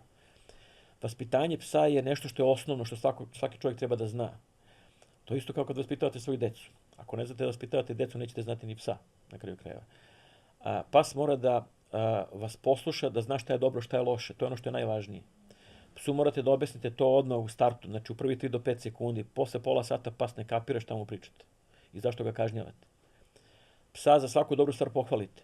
Da će to biti da ga potapšete, da će to biti neka lepa reč, da će to biti neka granulica, šta god da je, ali ga odmah pohvalite čim uradi nešto što je dobro. To je vaspitanje. Ako uradi nešto što je loše, onda ga kaznite, ne tučom, bičevanjem fizički, nego jednostavno mu skrenite pažnju, ne, to nije dobro, fuj to ili ne znam, koju god hoćete komandu. Ako treba, bocnite ga malo samo za početak, jer pas kad je mlad, on je blentav, on ne kapira čemu vi pričate, šta mu govorite. Ali onda kad ga bocnete, malo skrenete mu pažnju na sebe i onda mu kažete ne to. I svaki put to ponavljajte. Znači svaki put bez obzira, znači uvijek se držite istih pravila, jer kod pasa je najgore kad se ne držite pravila. Kad psima govorite različite stvari, pogotovo ukućeni kad govore različite, to isto koji sa decom, onda će dete samo da nađe komu daje, komu ne, kod koga može da prođe. Pa će također to isto pokušati. Međutim, pas je zbunjen ako se čoporu ponašaju svi različito. Kod psa se podrazumeva da se ceo čopor ponaša na isti način. Tako da dogovorite se oko pravila u kući i to pravila nek važe za psa. Također, to vožnje psa na povodcu, znači ne može pas vas da vuče, to nije dobro. Ako pas vas vuče, onda je on vođa čopora. A ljudi često ne znaju da vode psa, pas mora da ide pored vas.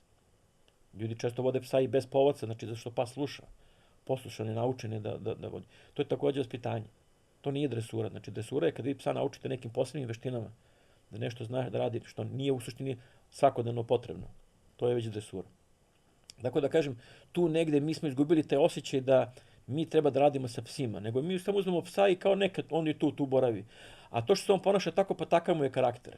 Nije mu to takav karakter, niste mu dozvolili da se ponaša tako. A inače, jedno obično pravilo, znači ja imam 17 mačaka. Nijedna moja mačka ne može se popne na sto, ne može se popne na krevet, ne može se popne tamo gde jednostavno ja spavam, gde jedem i gde sve ostalo je dozvoljeno, mogu da se prošetuju, mada ih ne držim u kući, puštene su, ali mogu i da uđu u kuću. To je vaspitanje također. Psa također možete da vaspitavate da li sme da ulazi negdje ili ne sme da ulazi. Znači psi jako dobro prepoznaju granice, prepoznaju ivicu. Znači pa će doći do praga, ako mu ne dozvoljate da uđe u prostoriju, neće ući nikada. Ali morate uvijek toga da se držite. Imate pasa koji jednostavno zovete da uđu, oni neće da uđu, zato što su naučeni da ne prelaze određenu granicu. Tako da, kažem, sve je do nas. Znači kako god se okrenemo, šta god, i kako god se dohvatimo životinju, uvijek se vratimo na čoveka. I da je čovek taj koji je uzrok svega toga što se dešava sa životinjama oko nas. Jer životinje su ti naši pratioci. I to je još jedna od stvari koje stalno pričamo, nemojte držati pse na lancu, nemojte držati pse u kavezima, jednostavno pustite ih. Ako hoće da budu pored vas, oni će biti pored vas. Ako neće da budu pored vas, ne treba da budu pored vas. Ni psi, ni mačke, niti bilo koje druge životinje. Ne treba držati ni ptice po kavezima, jednostavno, sem ako nisu ptice koje su povređene. Znači, mi držimo samo ptice koje jednostavno ne mogu biti puštene, koje nemaju krilo, na primjer. Šta sad s tom pticom ako je pustimo na ulicu, prva mačka će je dohvatiti, mislim, ona je gotovo ili prvi pas. Tako da ne treba ih držati zatvorene, ne treba ih držati zarobljene, jer niko od nas ne bi volio da bude zarobljen. Evo, da pođe svako od toga da se zapita sam da li bi volio da bude u 3 sa 3, ceo život, izvinjavam se, nisam isključio telefon. Aha. Šta je ovo? A? Samo da isključimo telefon, da te ne uznemiravamo, izvini, molim. Nećemo više. Odgovorno vlasništvo i počinje i završava se sa nama. Tako da prvo edukacija opet, da vidiš da li možeš, da li si spreman. Edukacija prvo sebe, onda svojih ukućana, znači da kažemo odgovorni smo prema svojoj deci i edukacija životinja s kojima živimo, znači jer mi smo odgovorni, to vaspitanje faktički edukacija. Taj pas jednostavno sluša i gleda šta mi radimo. I što kaže, pas liči na vlasnika. Pa naravno da liči na vlasnika zato što ono ponaša vlasnika. On se trudi da bude kao vođa čopora. Jednostavno sve što radi vođa čopora radit će i on. On misli da je to dobro. Tako je, zato što on jednostavno, kažem, on pripada tom čoporu i on hoće se prilagoditi tom čoporu. Hoće da bude deo tog čopora i jednostavno zato radi isto što radi i faktički vođa čopora. A mi nesvesno pravimo mnoge greške. Mi se nesvesno ponašamo mimo nekih pravila i onda ako pas počne tako da se ponaša, mi se čudimo što nam je pas takav. Pas je to samo vidio od tebe. Koji deca što su vidjeli od tebe? Da braniš deci da puše, a ti ne gaciš cigaru, mislim. Kako je to licemerje, mislim. Tako da jednostavno kažem, vi ne možete psa prevariti. Pas vas posmatra sve vreme. I kad vi mislite da vas ne posmatra, pas vas gleda i gleda što vi radite. Tako da to, mislim, ljudi uopšte nisu svesni toga da su ta živa bića oko njih. Znači, a imaju ih jednostavno u kući.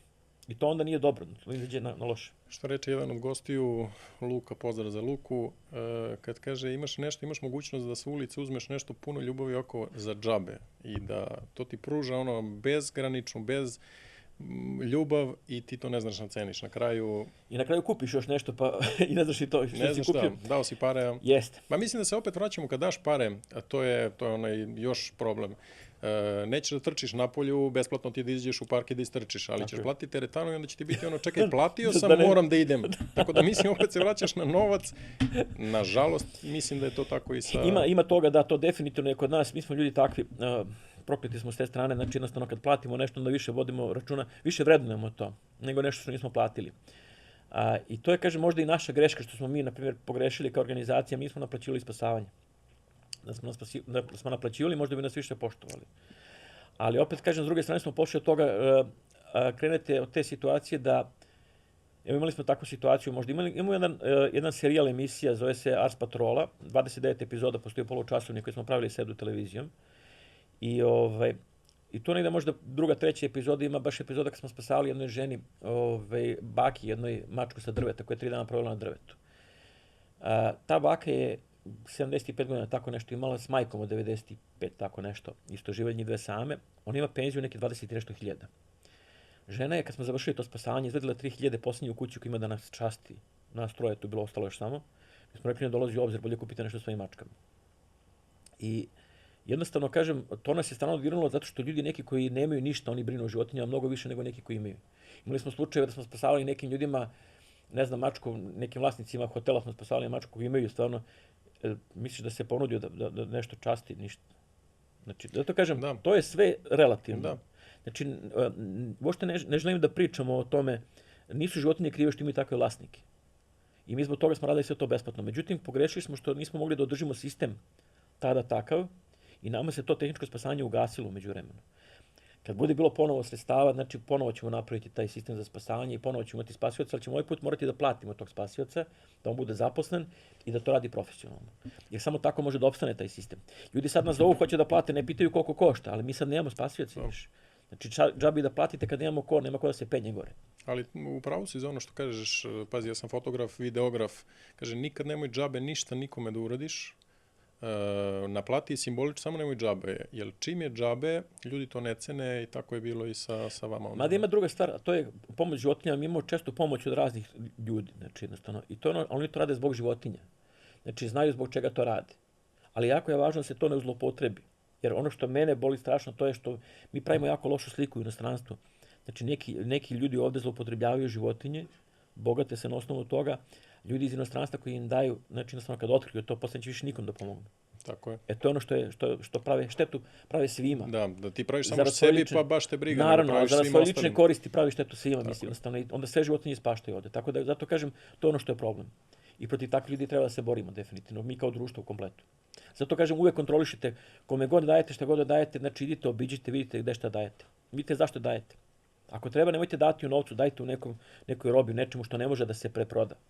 Jer ima i takve slučajeva, mislim da se i to radi. Da, ostavit ćeš svakako i broj računa i nešto i pozvaćemo svakako. Ima toga kod nas, sad da ne ostavljam, ja mislim to... Ne, mislim svakako ćemo ostaviti mi ići baner u sred emisije i u descriptionu dole da ljude... Mi pozivamo volontere, trebaju nam volonteri svakako. Ljudi koji mogu da pomognu na razne načine. Ono što je naša snaga, Animal Rescue Srbije, najveća snaga u tome, to je raznovrsnosti ljudi. Mi smo svi iz različitih branši. Jako malo znamo o IT-u. Jako malo znamo nekim, da kažem, o marketinškim stvarima i tako dalje. A zato imamo ljude u organizaciji koji se time bave i koji to mnogo više znaju, mnogo bolje poznaju. I svako od nas nek uradi nešto u svojoj oblasti u kojoj najbolje poznaje, to je jedna dobra organizacija. Zato kažem, to je naša snaga, definitivno. Tamo si mi sad dao šlagorod za to, samo ćemo napraviti jednu mini pauzicu, zašto dragi meni već cvili ovde. Ajde. I da pozdravimo naše drugare iz King's Choice-a i El Shapa. Da, i svaki put vidiš, na pola emisije on ti je tu, cvili i znaš šta ga čeka. A to je sokić za pse. Čekaj. Znamo za taj sokić za pse. Dobili smo mi pomoć također od King Choice-a za naše životinje. I to čak i mačke vole da piju. Da, Da ti otkrijem da će biti uskoro, bi trebalo da izbace i za Sokit za mačke. Pričali smo im to više puta, valjda su konačno rešili da naprave. Jeste, da. Žalili smo se, da kažem, što nema za maci. Tako da onda upoznat si sa King's Choice-om, stvarno veliki pozdrav i za King's Choice, za Đoleta i za El Šapo Lakija. Oni su to naši partneri, spominjemo ih stalno i to su neki momci koji onako rade nešto lepo. Jasno. Video sam baš billboarde kad je bilo i tačno ćemo sada dotaći toga, tih vaših akcija i vidim da ste bili partneri sa njima i da ste se nalazili na billboardima sa vama. Ko vam radi ono što je fenomenalno? Ja sad malo skačem s teme na temu, ali zato je moj njuškac, mogu da pričam što hoću. Naravno. Ko vam radi marketing, radi ga vrlo dobro. Ono što, kako vodite Instagram stranicu i one kampanjice koje pravite i billboarde, te stvarno rade super posao. Pa ko vam radi? Jel mogu da pomenem imena? Možeš slobodno. Naravno, evo ovako. Od prvog dana, rekao sam 3 osobe su tu od prvog dana. Znači, tu su Sanja i Irena. Sanja je ta koja vodi marketinški tim, koja stvarno ima, da kažem, klikere za to. Znači, ima stvarno dobar pristup svemu tome. Radi to jako fino, kulturno, znači jednostavno promišljeno, nekad ima genijalnih ideja, toliko me oduševi sa nekim objavama, pogotovo za Novu godinu, na primjer neke pesmice čak snimi, napravi, montira, to se uradi fantastično, znači kažem, poželio bi možda najveće marketinške agencije da radi tamo kod njih. Irena je ta koja juri donacije, uglavnom za to je najviše zadužena. I to je ta neka, da kažem, trojka koja je od prvog dana tu. Sad ima tu još mnogi drugih ljudi, ali eto, kad je pitanje marketing i sve to moram pomenuti Zmaju. Zmaja je naša, da kažem, saradnica, spoljni saradnik koji tu radi dizajn raznih nekih stvari. Te dizajne za billboard i ostalo, tu liniju koju mi vučemo sa tom žutom pozadinom, sa tim nekim, onaj pas mačka i ptica koja postoje tu stalno, to je Zmajina sve ideja. I toliko je prosto i toliko je čim vidiš znaš šta je. Tako, išli smo na to upravo varijanta da ne bude suviše nakindžirano, suviše komplikovano, nego da bude jednostavno jasno, da pratimo tu liniju, da bude prepoznatljivo. I eto, na primjer, to su stvari koje ja slušam njih. Ja dajem tu negde svoj doprinos u svemu tome, imam neki osjećaj za to da prepoznam neke stvari, ali uvek jednostavno slušam te ljude koji se time bave, da kažem jednostavno, ajde da vidimo šta je vaša ideja u svemu tome i čim vidim da je to mene dirnulo negde, da me dotaklo, ja kažem, ok, ništa, to je to. Znači, ne idemo dalje. Ako mi nešto smeta, ako mi nešto vidim da mi nešto ima, znači jednostavno malo se umešam, ali kažem, uglavnom svakako to oni vode. Tako da, zahvaljujući Zmaji, zahvaljujući Sanji, koja je faktički tu glavna, sad u toj Sanjinoj ekipi, tu sad postoji jedan tim gde su tu Dora, koja je također jako dugo već u Arsu, Una, Aleksandra, koje faktički pomažu Sanji u svemu tome, znači oni su, da kažem, njeni saradnici. To je kao kad imate jedan urednički tim, pa Sanju urednika, ovo su kao novinari i tako dalje.